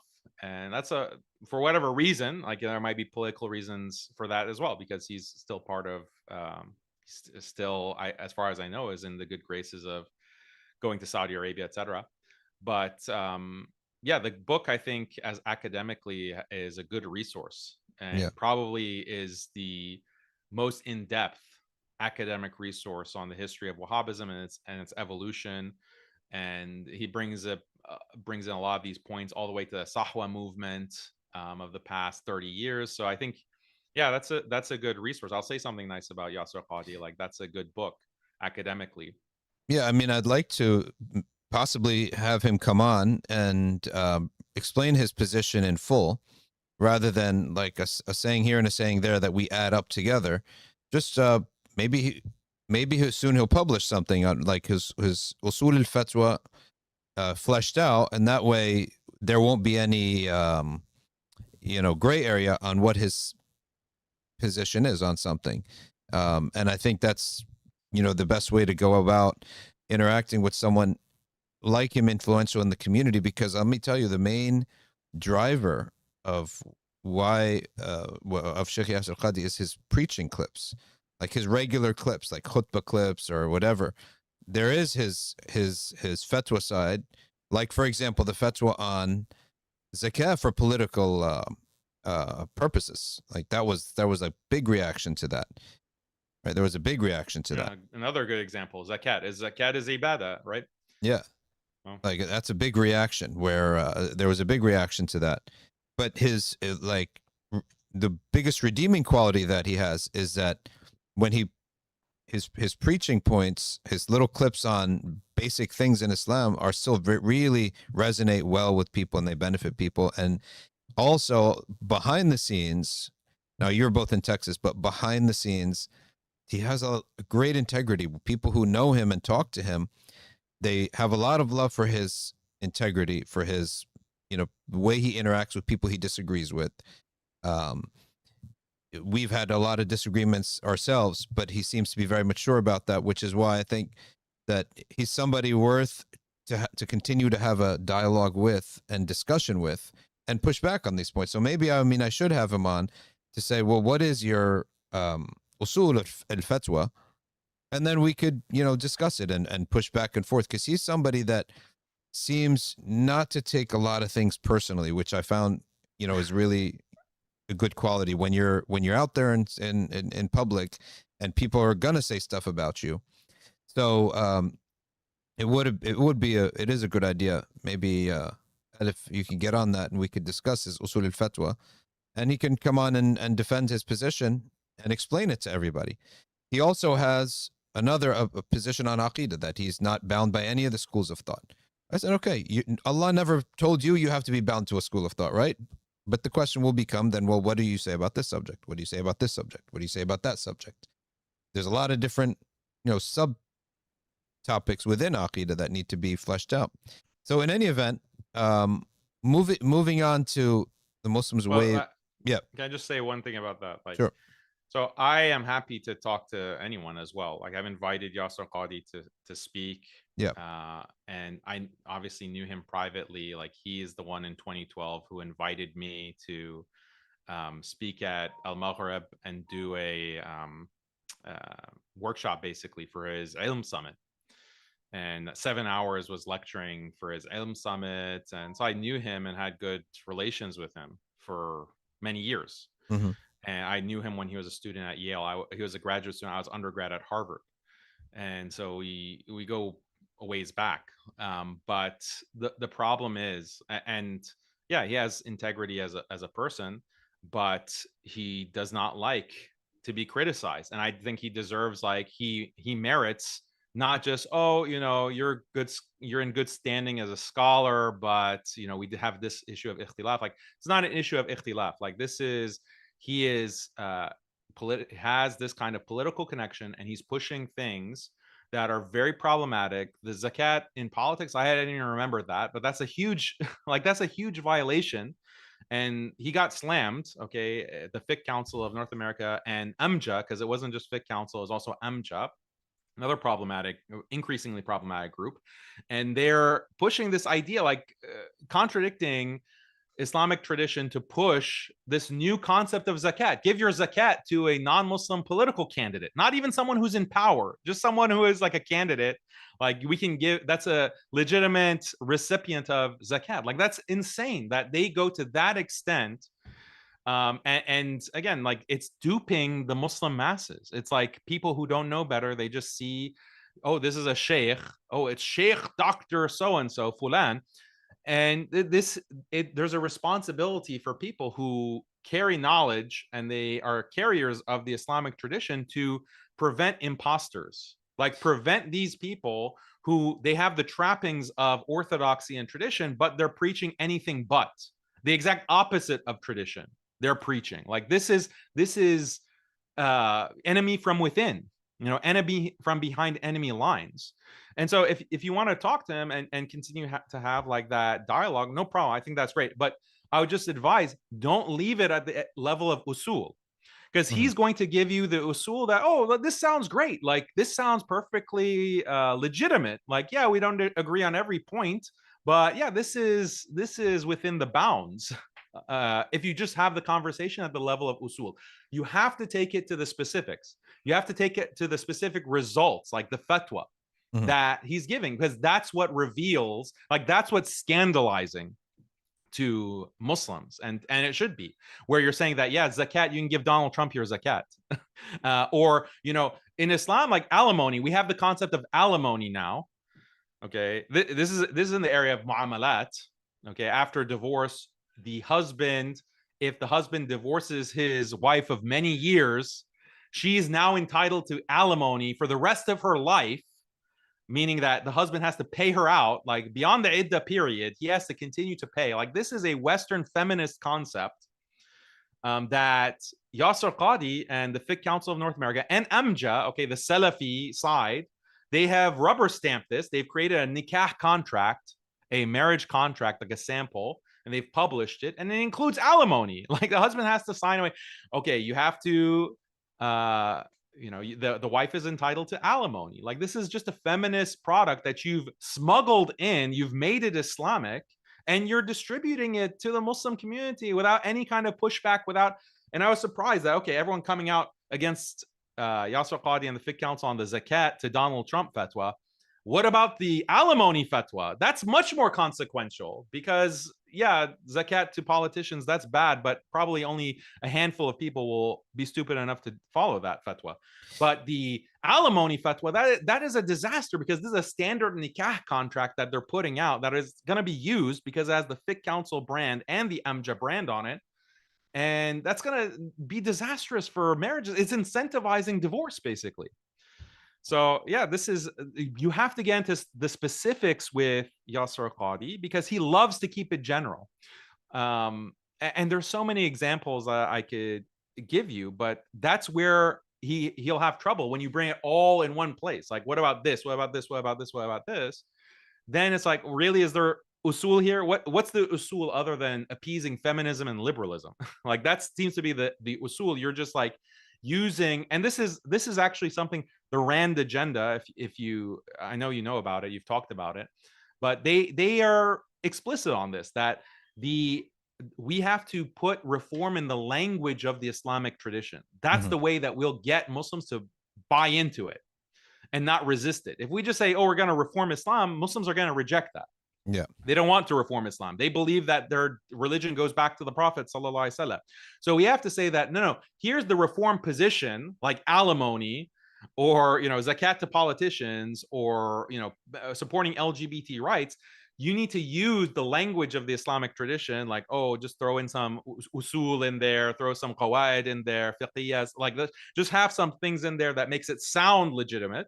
And the majority of people aren't going to be able to know or understand. And you've created some plausible deniability. Rand is explicit that that's the way that you reform Islam, like that. Yeah. And you can read Civil Democratic Islam by Cheryl Bernard. That's the main paper, but also Building Moderate Muslim Networks and Muslim World After 9/11. It discusses this. Like, this is the strategy for how we're going to change this Muslim population. 2 billion Muslims, we're going to change them and their understanding of Islam. And this is the way that we're going to do it. We can't just go and have a heavy-handed approach and say we're reformists, guys. No, we need to co-opt the moderates, the ones who look like shuyukh, the ones who look like ulama. They have been trained at Azhar or Islamic University in Medina or wherever, and they can bring the language. They can bring the facade. They can bring the symbols and the language that will make it easier for the Muslims to swallow these reforms that we want to push onto them. Yeah, so get into the specifics. These things are for sure. These ideas that Rand reports, the Rand report. These guys have done their research and they know what they're doing and what they're pushing intentionally to sow discord. And they'll get modernists from every camp, and then they'll get extremists from every camp, and they'll elevate them, basically the worst of every camp possible, to water down, cause confusion, and then cause conflict. Now, in terms of the zakat, what people may not know what we're talking about if they tuned in, you know, months later, but the idea was that in the Hanbali school, and to some extent in the Maliki school, if there's a sultan, a non-Muslim sultan, or maybe even an oppressive sultan who is a Muslim, can't remember, that is basically threatening to kill Muslims, but we can appease him with some money. And there's precedent that if he's appeased with some money, that he won't kill the Muslims. Then we can give him zakah. It's like a darura. It's like a dire need. That's the what they based it upon. So that leapfrogged into giving money to candidates who may become in positions of Congress or Senate, and then may try to affect policies against Gaza or against Israel, right? So now the difference being was that A, the person was not in power. B, there's no precedent. And C, even if he gets the position of congressman or senator, there's no guarantee that he's going to be able to do anything. And I think it would be naive to think that that's how simple it is, right? That once you get in Congress, you can have an impact. Because how many congressmen come and go that have no impact, right? We see Thomas Massey, what happened to him in Kentucky. So anyway, that was the thing, and that's why there was a big pushback on that. When it comes to alimony, there was a fatwa given way back in the day in Andalus that there's so many divorces, and that these women ended up on the streets. Okay, and so some judges would write a fatwa, basically, or a judgment. Sorry, it was not even a fatwa; it's a judgment. It's a court order for that specific case. That because we're seeing so many women on the streets because of divorces, you need to make sure that she has a home and she has food, even if you're divorcing her. So that was very specific and not meant to be a new policy in Islam. And that's what's got to be made clear. So I agree totally with these points. But I would also ask your perspective on another thing, which is that you are right that there are a lot of reformist fatwas, one on top of the other, and we have to look at all of them, and you get a picture. But I would also say there's a lot of other things that these people do, specifically, let's say Yasir Qadhi, let's say Omar Suleiman, let's say whoever else. There's a lot of other things that they do that are advancing the cause of the deen. So just as we said, let's look at all of what they're said on reform. That's fine. I don't think Omar Suleiman enters into the realm of fatwa anyway. But we also have to look at that.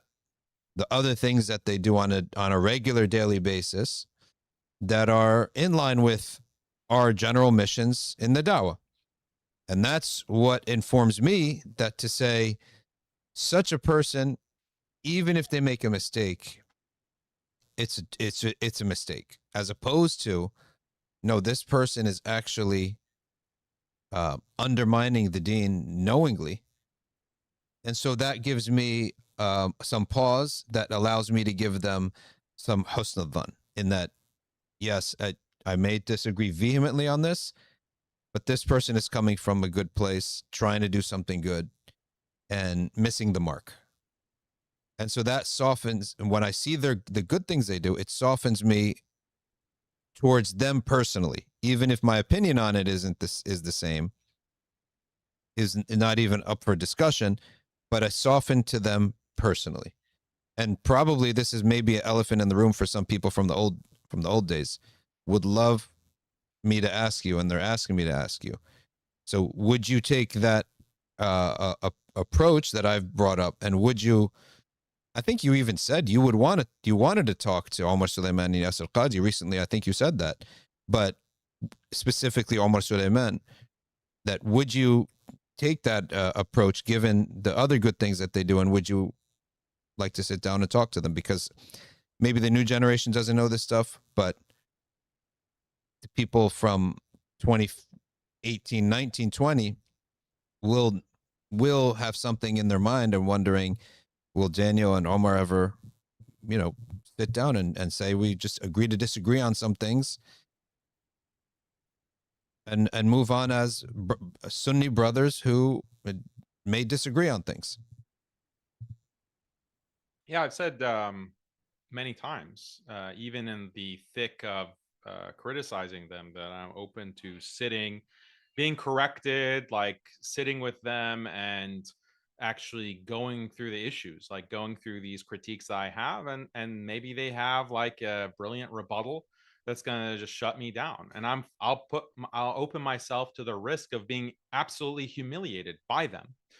And my platform has been open to them to talk about these issues, these points of contention, and they haven't taken me up on that since, Mm. for the past 8 years. So it's not me. I'm not the holdout. They're the ones who like blocked me on Twitter, on Facebook. Like so that's always open. But again, like if it were just a matter of a mistake, like, or just one issue that they're just insistent on, because maybe some people like have an emotional issue on one thing, and so that leads them to take a wrong stance, like, and it might be even a damaging stance, but it's just one issue. Even then I can overlook that. I can look at the greater good. And there's many people like that.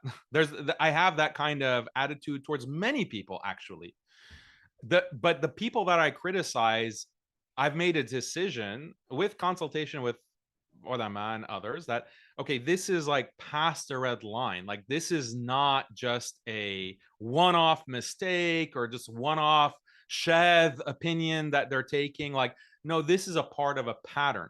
And I thought that they were like, oh, they just don't know about liberalism. They don't know about feminism. They don't know the larger picture. They don't know like what Muhammad Abdu and Rashid Ridha were all about. Like, I have done that research and I have that perspective, and I'm happy to go and show them the receipts and explain to them and show them the damage that their positions actually cause. Mhm. That was my husn of van, and I did that. I did that because I joined, like I said, I went and was part of Yasir Qadhi's program for Al-Maghrib Ilm Summit back in 2012. I was a part of Yaqeen Institute. I was literally in the same office with the desk just 6 feet away in Dallas at their headquarters. We had those conversations. And the things that they said in that showed me that, revealed to me that, no, this is not about them not understanding. They're making a deliberate choice, and it's political in nature. And that came out in those conversations I had with them. And then even after that, my criticism of them was very mild initially. And people don't go back to that. People don't go back to the initial things that I was writing about them. It's very mild. It was very respectful, like sheikh this, sheikh that. And but they just keep insisting. They keep doubling down. So when they keep doing that, and then their mistakes aren't limited to one issue, it like expands, and they're making it more and more apparent that they're aligned with a political party, like literally on the campaign trail for certain political parties, like literally going to these marches, etc. Okay, then this is more than meets the eye. Like, this is not just, oh, a good meaning person who's made some mistakes. No, they're part of a program. And the results of that, the fruits of that, should be so apparent. And that's why I don't understand, like, there's some good meaning brothers who will say, oh, well, Daniel, why don't you just this beef has gone on too long. You just need to come together and hash it out, and everyone needs to be friends. And I don't understand that perspective, because it's like, don't you understand it's your life that's being impacted by their dawah? Okay, like, you listened to a lecture from them and it was great, or you read a book from them and it was great. It changed your life. Those are the good things. I don't deny that. Like, that I was a fan of Yasir Qadhi, especially not so much Omar Sayyad, but Yasir Qadhi. Like, I appreciate a lot of his work at that time. I thought he's eloquent. He's bringing in these kinds of critiques on whatever issue. And so I was a fan of Yasir Qadhi. But the problem is that their teaching, the good is there, but the bad is so toxic. And we're seeing the results of the Muslim community being shifted to a kind of liberal, and this is not just politics, like the entire attitude of Muslims towards a kind of libertarian attitude towards the religion. Women taking off their hijab, like the level of ikhtilat that is happening, not just with the Muslim community, because that's always been the case with Muslims in the modern world that we're living in, the fitan that we have all around us, but even in the masjid, even the ostensibly religious Muslims are now falling into zina. They're falling into, caused by ikhtilaf, like this unbridled mixing that's happening, this kind of feminism that's been weaponized. Like, this is causing a clear impact on the faith the iman of Muslims, and we see it with our eyes around us in our masajid. Like, this doesn't happen by chance. Like, this has happened because the floodgates, the last kind of dam that was preventing Muslims from fully liberalizing, was the shuyukh and the ulama, who were strict. Like, they're strict. We're going to be traditional. We're not going to start making concessions, start being pragmatic with this liberal secular dogma. We're not going to reform. That was the dam, like the barrier of the ulama and the shuyukh. And then you have these compassionate imams who come in for the sake of compassion, like this false idea that we have to liberalize the deen so that people don't apostatize, that they don't do ridda and leave Islam. This idea to just start accepting liberal ideas, like, yeah, hijab is a choice, and yeah, the masajid need to be structured like this, and yeah, you know, when it comes to whatever, when it comes to alimony, or yeah, marriage is a partnership between a husband and a wife, and we're not going to preach about ta'ah and obedience of the wife to the husband, and all of this that they have been pushing and promoting, and sometimes it's explicit and sometimes it's subtle. It destroys that dam and it opens the floodgates. All of this liberalization has happened. We're seeing the fruits of that, and that doesn't affect me necessarily personally in my life, but it's affecting the average Muslim. Like that brother who's saying, oh, I wish that Daniel and Omar Suleiman could get along and like shake hands and hug it out. Like, your life has been impacted by this liberal dawah. Your life, your family, like the fact that what you're seeing in your family, and you're bemoaning that, like that disaster, those fruits are coming from, a big part of the responsibility lies at the feet of these figures. And I don't see a acknowledgement of that. Yeah. Which dawah do you feel is out there, knowledge movement or institution, that if it spread would neutralize liberal ideas in the community, that is an ideal traditional Islamic dawah that has ideas and fatwas, but also has a reality on the ground that can impact people? I mean, I think that a group that has been successful, even though I don't agree with all of their beliefs, I think the Deobandis have been very successful in terms of practical influence, like establishing institutions, like remaining for the most part aligned with tradition. But even they have infiltrators. Like they have infiltrators amongst the Deobandis, especially in the West, and I call them neo-Bendis, but they also like, and they're politically compromised as well. But in terms of like, on the ground, but any kind of Sunni group that is going to stick to the madhahib, stick to the tradition, has an aspect of tasawwuf and tazkiyah and concern for maintaining, preserving, passing on the tradition as it is, without compromise to political movements or for political purposes. Like, that's like my people. Like, those are the people that I think they're doing a good job. I want to support them. I want to promote them. I want to collaborate with them. I want to see them succeed.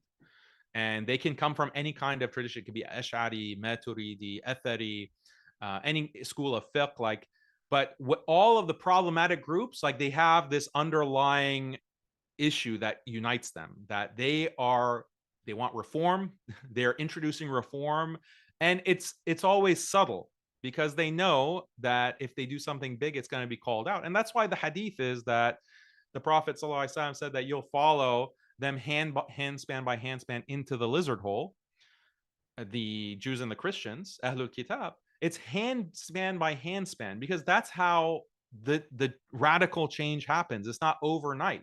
Yep. It's through just inch by inch, these subtle changes. That's how the Jews became misguided. That's how the Christians became misguided, and that's how the Muslims will be misguided according to this hadith. So yeah, that's my perspective. Yeah, the reason I say that is because displacement or presenting an alternative oftentimes is equally as powerful as putting a light on something that's wrong. Equally as powerful is putting a light on what's right and having it displace, and then let's see the fruits of both. And a tree that's very weak but tall, And then a tree that's very strong, has strong roots in the ground. Eventually, that stronger tree will suck up all the water, and that weaker tree that looks big and dangerous, eventually it dies off. So like the spread of what is right will eventually show fruits and show what the result is. And on top of it, something in terms of Islam, that which is right and sound, it reproduces. The families work, they have kids, the kids love the deen, and eventually those other things, they wash away. And I'm not discounting what you're saying, that we have to shine a light on it and it's got to be shamed and people should be afraid to come near it. I don't disagree with that concept, right? And that's not one of the concepts my dad used to always do. When he didn't like something, he brought it up all the time. Like when he didn't like being near with rulers, right? So he would intentionally bring it up all the time, make such a fuss about it that psychologically, you growing up, you're like, I'm not even going to come close to this because I'm going to be hassled. The idea is a hassle, right? So, for example, like his biggest allergy and the bane of his life, may Allah have mercy upon him, was scholars who got close to the rulers and stopped serving the people. And they were just serving themselves, and they're changing Islam and being a new political class. Really, they're scholars that are part of the political apparatus. So his first question would be, what's his take on politics? What's this person? Does he speak the truth, or is he in the pocket of a ruler? And he would be okay if the person remained silent. He said, at least he's silent, right? At least he's not supporting what's wrong. So I don't disagree the idea that associating harm and like an allergy and a reaction to something that is bad.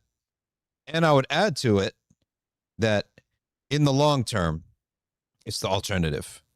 Presenting and feeding that alternative will eventually displace. In our Egyptian community, and I want to get back to to the next question, but in our Egyptian community in the mid-90s, there were two camps. Very secular Egyptians who laughed at Deen. And they said, this thing is not going to work. We're in America now. You guys are going to fade away. And then the people who doubled down on Deen said, wait, how do we keep our kids off of drugs? And we have to have meaning in our life, and we have to, return back to the sources. Well, I can't just tell my kid, don't wear a short skirt, don't do drugs, because it's not polite according to Egyptian morals. That doesn't stand, right? I have to give him a reason. So, and when I was young, I felt it's 50-50. We don't know which group in our Egyptian circle is going to win out. Give it 5 years. When I got into Sheikh Hamza Yusuf Dawa and I followed him and studied with him, I forgot about these people. Then you loop back, and one day you're like, wait, where'd those people go? They disappeared, right? They don't exist anymore. They faded away, or they changed. So again, I'm not saying that as a contradiction to the idea that a light has to be shown on something bad, and it's got to be in a sense put down and shamed if it's inexplicitly, there's no excuse for it and no interpretation for it. But in the long term, it's going to be, what's the alternative? And that needs to be watered and fed and taken care of, and then it'll take care of itself. To give an example of this, if I'm not mistaken, ISIS had started a mosque in Tarim, Yemen. And the Ba'alawi, Ash'ari, and Sufi scholars were at war with them, a war of words that ended up even in fights. Even in fights. And so finally, Habib Omar said, gathered a meeting. He said, enough of all this. Okay, just go and spread out, and each one of you take a corner of the town and teach in it.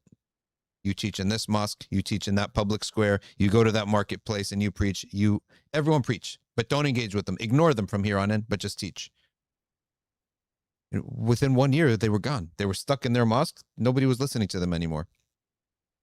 So I think that also is an element that has to be part of our dawah, which is watering what's true and watering what's good, because Allah tells in the Quran, قُلْ جَاءَ الْحَقِّ وَزَهَقَ الْبَاطِلِ. Once the truth comes, the batil shrivels away and goes away. To go along with your analogy of a tree, I don't know if you have these in New Jersey, but in Texas, especially in the southeast part of Texas, we have a lot of these vines, like ivies. Yeah. And it's like a parasitic thing. It's a parasitic plant. So the ivy by itself, if it tries to grow, it's very weak. It doesn't have like a strong trunk or stem. And so the ivy relies on other trees. So it wraps itself around other trees, and then it proliferates. It grows more and more, like goes up the tree, and it starts smothering the tree or the plant. And it's a parasite. It ends up smothering. It kills the host, the host tree. You can water the tree all you want. You can water the tree and give it all the nutrients it needs. But as long as that vine is there, the vine is going to suffocate that tree and kill it and flourish itself on the merit of the tree, right? And this is also what these figures do, the compassionate imams do, actually, because they don't have legitimacy. Like their fiqh is actually very shallow. If you tried to have a debate with them, like a kind of confrontational debate, like they would shrivel up, because their principles aren't really based on anything. It's just pragmatism for the sake of political convenience. But they know that, so they have to attach themselves to institutions that already exist, thriving institutions, masajid, and they have to like act like they're on good terms. They have to say that, oh, we're with you. We're with you. We love what you're doing. We love your work. And oh, you're so knowledgeable. And they will flatter you and they'll talk you up. They'll invite you. They'll give you access to their networks. They will give you money, whatever, to get their foot in the door, because they know you have the institutional weight and they want to be parasites off of that, to take advantage in order to prop themselves up as an authority until they're powerful enough to just get rid of you, to smother you and do away with you, like as parasites do. That is their whole modus operandi. Like that's how they operate, and it requires deception. It requires, so in reality, like in the natural world, like trees, they have defenses. Like trees develop defenses against the vines. So if you know any kind of like orange trees or lemon trees, lime trees, they have defenses. They actually have really sharp spikes that grow out, like literally this big spikes coming out. And part of that is to deter parasites or to vines and things. So there has to be repellent. The tree, okay, part of the tree growing is that you have to protect it from parasites. And that's natural to the tree itself, but also any kind of farmer, anyone who's trying to cultivate, harvest these kinds of crops, you have to get rid of the parasites to protect. You can't just feed the tree, water it, and shine light on it. You actually have to protect it from parasites that are going to suck away like the energy for themselves, suck away like the attention of Muslims, the devotion that they have from Islamic tradition, from the light of the Quran and Sunnah. That is going to be sucked out by these parasites that are redirecting it towards a political program. A political program for their political interests, for whoever that they're serving, either explicitly or implicitly. So there has to be like that component. So also the example that you're giving of Tarim and what's happening in Yemen, and you have the ISIS masjid. So you send the students out and they're going to every corner of the city and they're preaching. Are they just preaching on general topics? No, they're specifically preaching on the topics that will counter the ISIS message, specifically on the points that ISIS is trying to push out, the kind of deviant Khariji takfirism that they're pushing out. You're countering explicitly that. And that creates a conflict, but that's expected. Like that's expected that there's going to be a conflict because you have two competing forces. And that's what needs to happen, but it's prevented by, like, so with these compassionate imams, when they're pushing on LGBT, like Muslims need to support LGBT rights, which is what Yaqeen came out with, and Omar Suleiman was putting in practice with all the alliances that he made with these LGBT groups, pro-LGBT groups. Okay, that's there. Where is the counter messaging that this cannot be done? And in fact, we have to go even further to stop it, to prevent the spread of this ideology. The feminism, we have to be against it. Okay, this group is saying we need to have the masajid, the main musalla, be open to the women, and every panel, okay, at every conference, Islamic conference, there has to be one female representative, at least equal representative, but at least some female representation. Like this feminist imperative that they place on all of the Muslim conferences, okay, is coming from these compassionate imams. We're going to preach against that. We're going to say, maybe we won't say the name of the person explicitly, so it's not like confrontational in that way, but we're going to confront the idea, and we're going to be just as adamant and loud and insistent, going the opposite direction. But that doesn't happen when you have good terms, like when you're on good terms with these people, because they call you and they say that, hey, you know, that khutbah that you gave where you're speaking against the idea of women's representation at these panels and blah blah blah, like, I've noticed that Safina Society hasn't had a female teacher, and you had this panel and there was no female representation. Like, what's up with that? And you're saying that it's not necessary. Like, I feel like that's an attack on me. Shadi, can you please stop that? Can you please consider, they will try to butter you up. They'll try to butter you up. They'll try to get you to moderate your message, or just don't talk about it. Don't talk about it because it's controversial. That's what they tried to do with me. Like, they tried to, back when I was on good terms with them, they were telling me, stop talking about these issues, please. I don't think it's good for your Dawa. We just want what's best for you, Daniel. And if you start talking about feminism and LGBT, this is too politically divisive. Focus on the things that you're really good at. You're so amazing when you talk about these issues. Why don't you focus on evolution? Really focus on that and science. Really, they butter you up, and they dangle certain incentives in front of you, and they act like your friend, like we're buddies. And so I am 100% on board with you if we send every corner of every town people who are going to speak against the positive, or the active narrative that they're spreading, the political narrative of liberalism, feminism, etc. I'm down with that. I'm for that, but I don't see that happening. I don't see that kind of, just as aggressive as they are in pushing that message. Where's the counterbalance to that? If that were the case, without getting names involved, okay, I'd be fine with that as well. But even that's not being done because of the tentacles of this parasite. No, that the parasite analogy is plausible too, and I think a lot of people, they don't want to have a face-to-face conflict or an online conflict with people for the sake of a third party that's watching, that may not know the issues, but they just know that these are the two representatives of Islam, and that they would feel that if those types of regular people saw my two shuyukh that I listen to all the time at loggerheads, that most people don't get to the bottom of the issue. They actually have it's almost like there are some people, when it comes to the deen, they're almost like children. They're not going to see what their parents are fighting about, or their uncle and their dad, or their two uncles. They just see that this is something very bad, and they might actually become affected by this. And the consideration of that category of people is also worthy of considering. Right? Would you not agree that that's also another category? I'm not even discounting. I keep adding to the equation here. I'm not taking anything out of the equation. I'm adding to the menu here of things that need to be considered, because I knew a lot of people who were, let's say, Islamic school teachers, regular community members.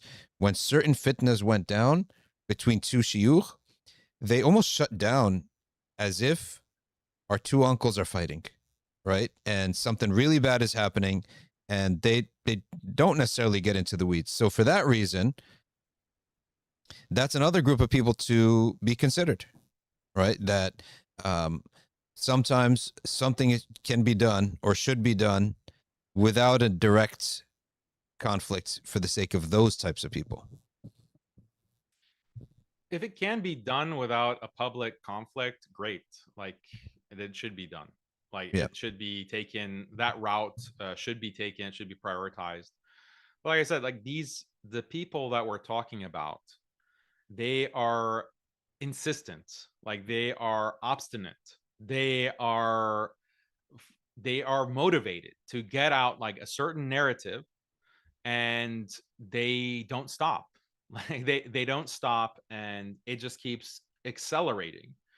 And so that then it's not because you want to have a conflict, it's because the conflict is inevitable. Like they're just bullying, they're daring you to say something against them. They're daring you to like go just try to criticize me on this.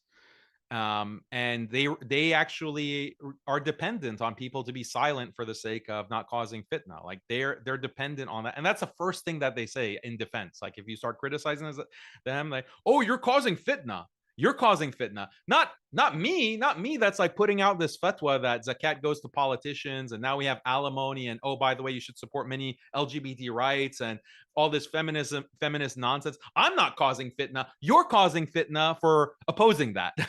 Okay, so they it's like a reversal. Like this is Dajjal basically, that they are, it's a psyop against the Muslim community. And the mistake, I would say, is to allow them to get away with that. My experience is that yes, there is a kind of because the Muslim community themselves, to a certain extent, they have become allergic to conflict, and they are conflict avoidant as well. And they said, why do we have to argue? And it's because a lot of the conflicts, like you had a video about Salafi Sufi, like what's the beef, like stop the beefing. That's a video on your channel. And I agree. I always had this perspective. Actually, I always had this perspective all the way back in college. Like these are as I mentioned earlier on the stream, like these are debates that have happened for 1,000 years. Like why do we have to relitigate them and create dividing lines on them? Like, okay, you have your position, I have my position, we're still Muslim brothers, and we need to, like, we have these bigger threats that are threatening to destroy Islam, like atheism. Like look at the atheist threat, look at the liberal threat, look at the feminist threat, all of these threats.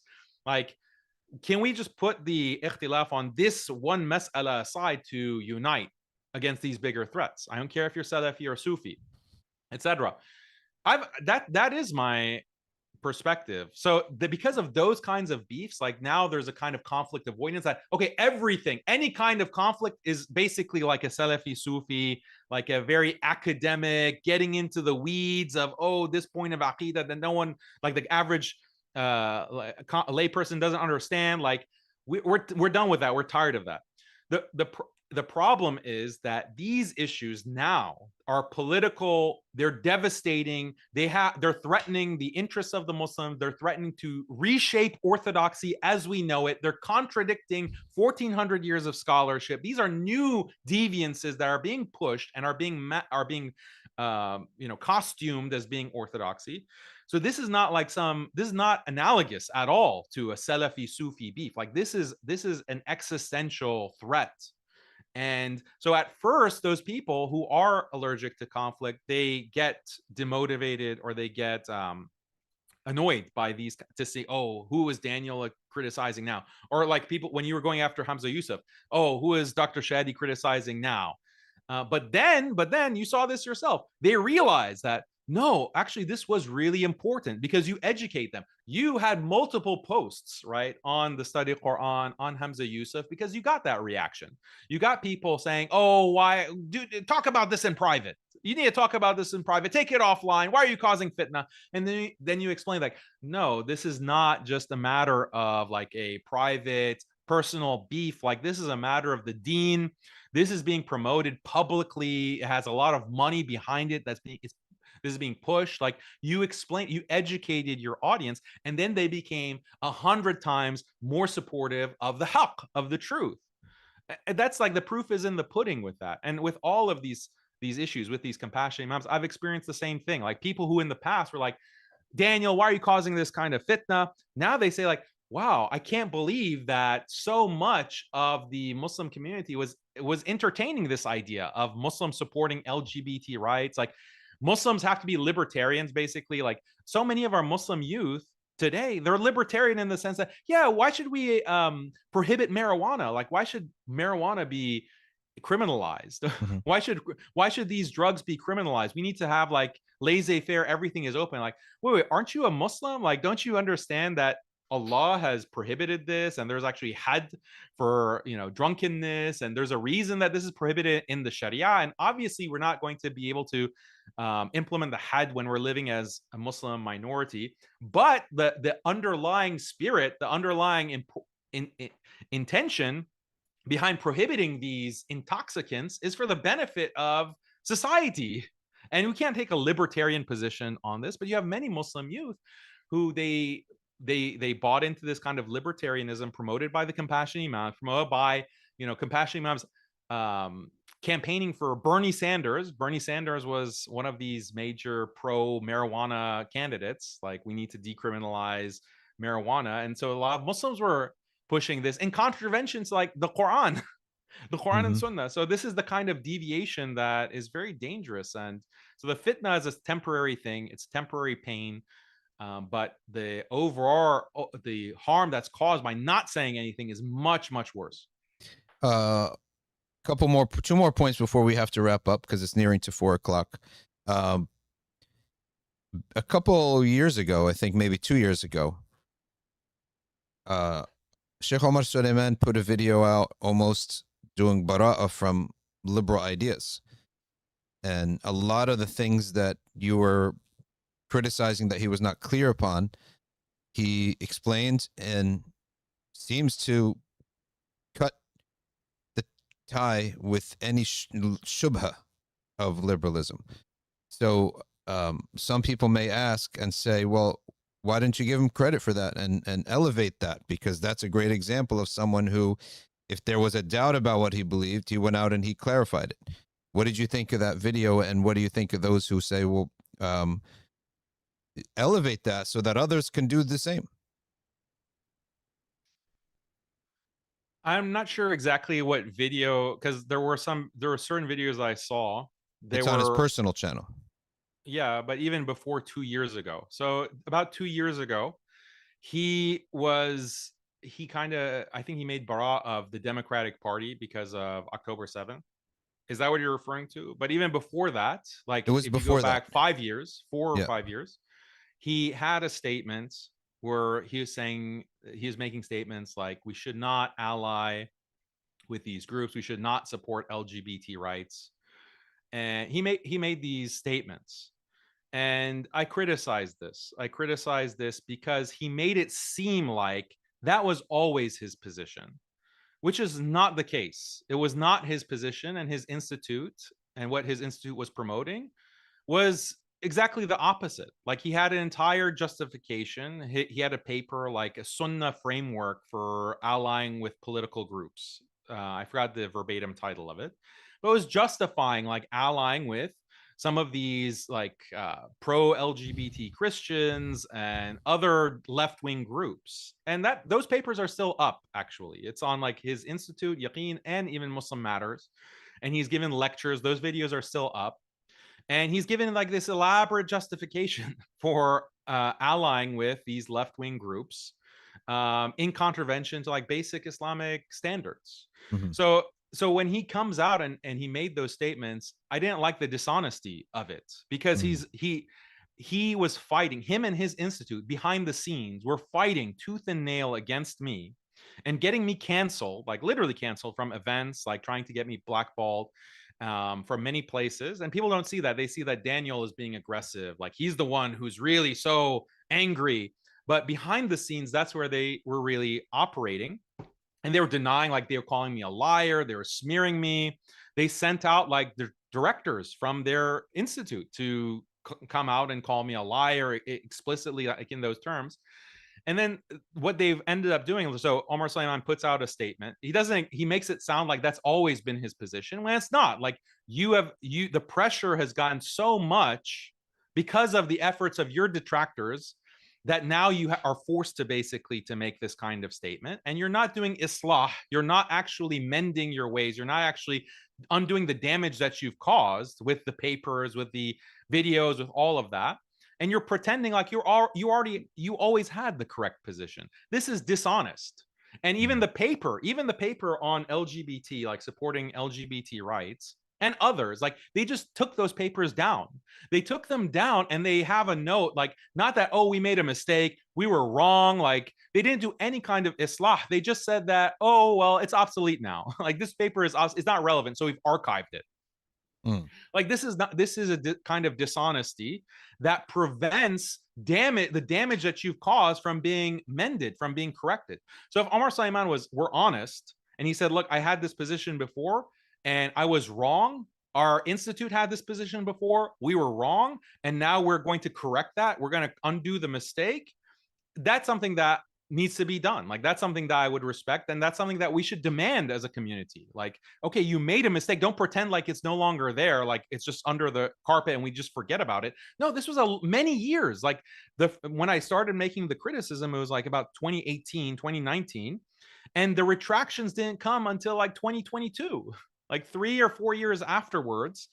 3 or 4 years of pushing like this kind of left-wing narrative, and then smearing your critics as being, jealous, they're liars, they were like associating with me with ISIS, like all of this smear campaign that they were engaged in. And then, like, you pretend after the fact, like because there's also a political shift in America too. Like, people are getting tired of the woke nonsense. Like, people are getting tired of LGBT and the trans issue, and so the political climate also shifted.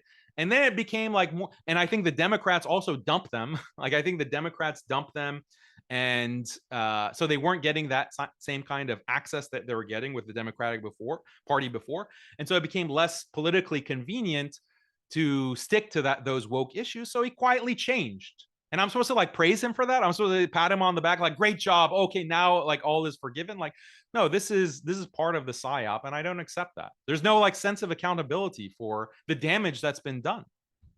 Well, they're speaking of blackballing, and it wasn't Omar Suleiman or his associates, but others did say, don't, make sure you don't talk to Daniel. But you had been mentioned some of my things on your stream. I mentioned some of your comments on my stream. And why are we talking across from each other like this? Why don't we just talk? Like, you can't. I also don't agree that the idea that of just canceling somebody. We could just talk, and I'm an adult, you're an adult, and we can discuss our ideas. And we're talking about ideas. There's no personal attack here, and I haven't been shy. I've mentioned before that what the Prophet loved, sallallahu alaihi wasallam, is for people to think about their deen, say the truth, and also to have ukhuwah. So I would like to have revive a sense of ukhuwah. You remember in 2017 or something, we were all in Boston with Sheikh Yasir Fahmi's thing, and those were some good old days. Now, you might say it's emotional and nostalgic, but I also would say that's part of life too. Emotions is part of life, and that is something that is nice. That I'm not gonna lie, I would like to see that these powerful personalities do have ukhuwah amongst them, because I believe that's what the Prophet would love to see from his ummah if he was amongst us, and Allah would love it from us. But nonetheless, I've already expressed that, but I want to give you a chance to defend something that is always said about you. And I keep seeing every other 2 comments here is, I haven't seen that you were had any theological Shia beliefs. So why is I give you a chance to defend that? That keeps coming up in the chat, that this brother is a Shia apologist. So I don't see that. I didn't see you promote any Shia beliefs ever. So did I miss something that people are saying about you? Again, this is like a political smear, because after October 7th, like, I had very critical things to say about Shiis, and I was Shii myself up until high school. Was Shii, and I accepted like some of these beliefs about the imams. My family is a Shia background from Iran, both sides. And if you go, not even that far, like my great grandfather on my mom's side even was an imam. one of these. Yeah, he was an imam. Like, he was a Shi Imam, black turban, like this is in Shiraz. So like In that's Shiraz. Wow. Shiraz, yeah. Mm. And so I have that background, but you know, I became Sunni in high school, and I studied with many different scholars, especially in college and graduate school, Ash'aris, and then Salafi side as well. And so I've had like very harsh criticisms of Shiism, and myself, like I became Sunni because of an analysis of Shi theology and epistemology, etc. So, and you know, this is, and people would cite that, actually people would cite like my criticism of Shiism, and they'd say, see, this is why we think that Daniel is ISIS. Like Daniel is supporting ISIS or something, even though like I've what's funny is I did a joint article, like a co-authored article with Yasir Qadhi for Muslim Matters back in 2015 on ISIS, like denouncing ISIS. Anyway, that's a funny history, given that we're talking about Yasir Qadhi. But yeah, that was like the level of critique of Shiism that I had. But what happened in October 7th, I saw what the Zionists were doing to our Palestinian brothers and sisters, and what were the Palestinian resistance calling for? Palestinian resistance were calling for the Muslim world needs to come together in this critical moment. We're about to get wiped out. Like, say goodbye to Palestine. Okay, the occupation, the Zionist project from 1948 is about to come to completion as far as like this Gaza and the West Bank are concerned. It's about to come to completion. Saudi Arabia is about to normalize with Israel, join the Abraham Accords. This is our last shot. And the only hope that we have for survival is for the Muslims to come together, Shia and Sunni, against the Zionists. That was their call. And you want to talk about emotionality, like it's still extremely emotional. Like what these beasts are doing, what these shayateen are doing to the Palestinians. And then, you know, that was very significant for me. That was very significant in 2023. And so I started calling for that. I started saying that, look, you know, we need to have this pan-Islamic bloc. Like, we need the Sunnis and the Shiis. Okay, Iran, I disagree with them theologically, and I disagree with many of their political actions, and I condemn many of their political actions. Okay, their involvement in backing Bashar al-Assad in Syria. I was against that. I was against that from as far back as 2011, 2013. I'm on record for that.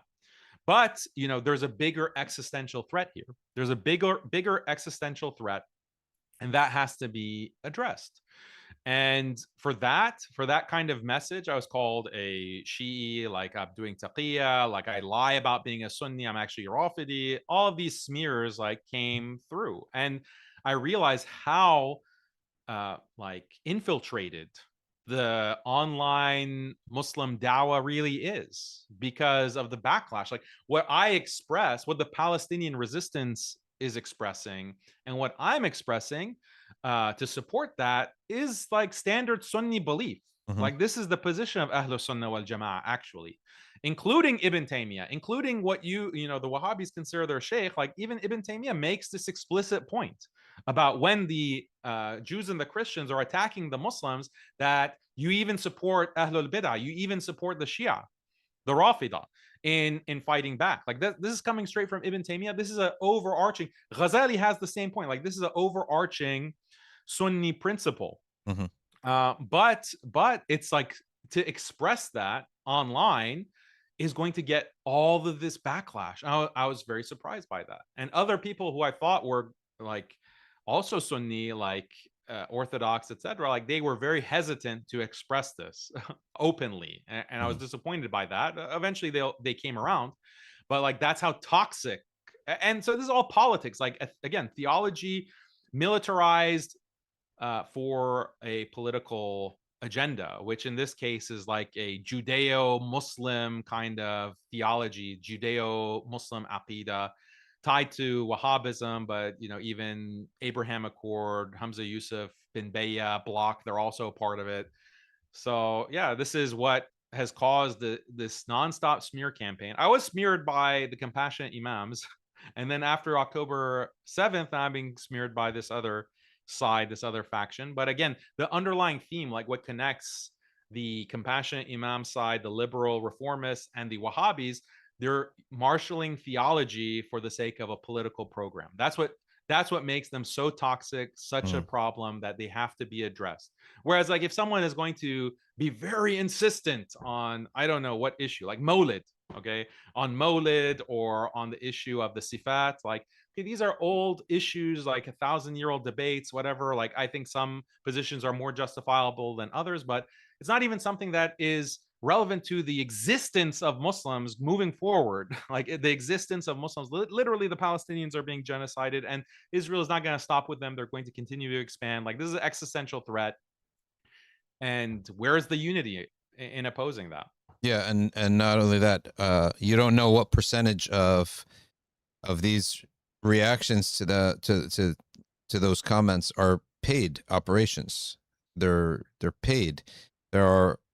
It's known there are office buildings filled with people. Each guy is running 20 different accounts, and all day for 8 hours a day, they're posting and reposting each other. And literally, if you imagine, it's not hard to hire 100 people to create fake accounts and then just keep tweeting all day and all night. And this is coming out of India, it's coming out of Israel, and it's coming out of other countries like this. So most of what people see of political chatter on political stuff online is not true. It's not genuine. I mean, it's not genuine. It's not actual 1,000 of individuals shared this and liked this. It's not the case. It's literally one office building and one CEO or one manager who's basically informed them what their mission is. So it's not authentic.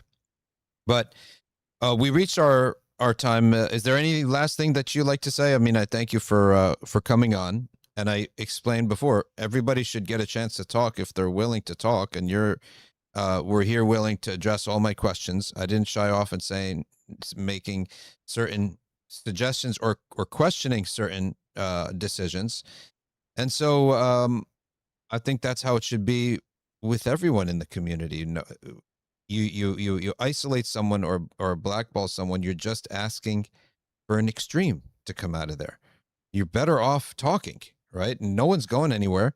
So just talk. And I'm probably going to have on the stream a brother who wants to discuss with me some other theological things, which I think we both thought we disagreed, but we turned out to agree. But that's why we talk. That's why talking is important. If I had iced him out, I would think one thing of him and he'd think something else of me. So in any event, any final comments before we wrap up here? Yeah, I appreciate the discussion, Dr. Shetty. Always admire your approach to things. And I'll reiterate actually something that I said to you, I guess it was 10 years ago or maybe 9 years ago. But I think that, mashallah, like what you've built, okay, grassroots, Safina Society, the masjid, that community that you've developed, your students, mashallah, may Allah preserve you, may Allah strengthen you. I mean, and your entire community. Like, that's something very valuable, and it's something very powerful.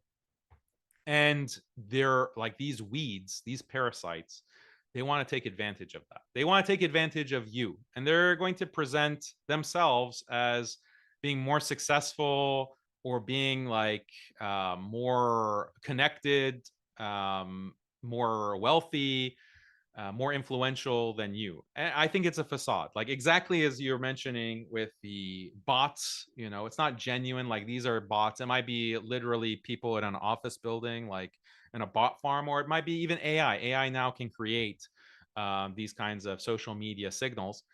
And so a lot of the people who have the millions of followers, okay, it's not real. Like, it's not real influence that they have. The influence that they have is just a facade. It's just a fake image. And that's part of what makes them powerful. But if you just see through that, they don't actually have the same kind of influence and power that you do. And so you don't need them. You don't need their approval. You don't need their good graces. You don't need their and they're afraid of you.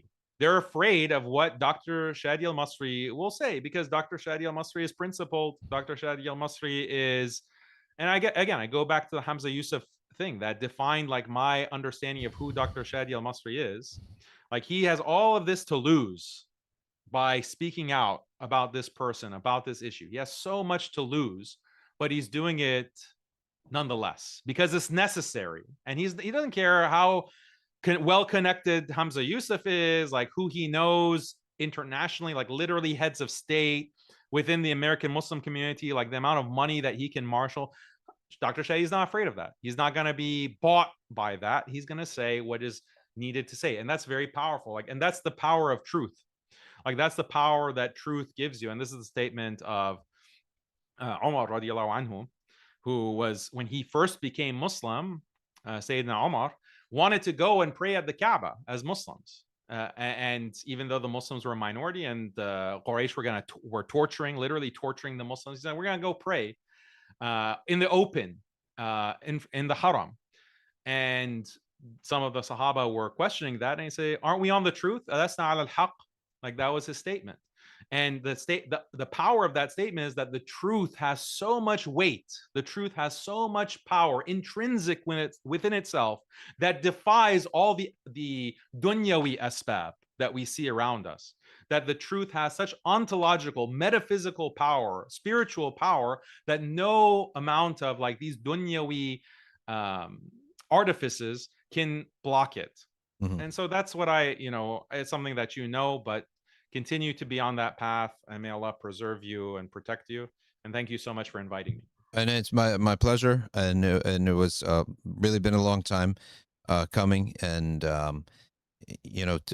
time keeps passing, and hopefully the trials of life will smooth all our sins off of us and make us better at everything, and make you better at what you do. And, make us all better at what we do. And may Allah, most importantly, accept our amal, accept our actions, and keep us on the straight path and correct us if we ever go off of that path. And again, well, I guess we'll see. I'm coming to Houston. I'm going to a Mawlid there. The Wahhabis are already against you, so you might as well just, what do you have to lose now, right? Yeah. And there's a lot of hoopla around the word, but when you get there, it's a group of people. One man recites the Quran, one gives a speech, one sings a nat. So what's the big deal, right? Yeah, so there's more singing going to be happening in the World Cup Stadium by all the Moroccans there. But so in any event, I'll probably try to bump into you in Houston. But thanks again for coming on. Yeah, I look forward to it. Just let me know, and we'll get to that. And if I'm in New York, I'll let you know as well, and maybe we can do something. Inshallah. Okay. Sounds good. Thanks a lot for coming on. Jazakallah khair. Assalamu alaikum. Wa alaikum salam. All right, everybody. We had, mashallah, a good stream, and it's now 4 o'clock. We usually go to like 3:30, but Edif is like, really? We're always passing to 4 o'clock. And I've kept some of our guests waiting here in person, so we'll wrap up. Jazakumullah khair, everyone. Subhanakallahumma wa bihamdik. Nashhadu an la ilaha illa anta nastaghfiruka wa natubu ilayk. Wal asr innal insana lafi khusr illa alladhina amanu wa amilu salihat. Wa tawasaw bil haqq wa tawasaw bis sabr. Wassalamu alaykum.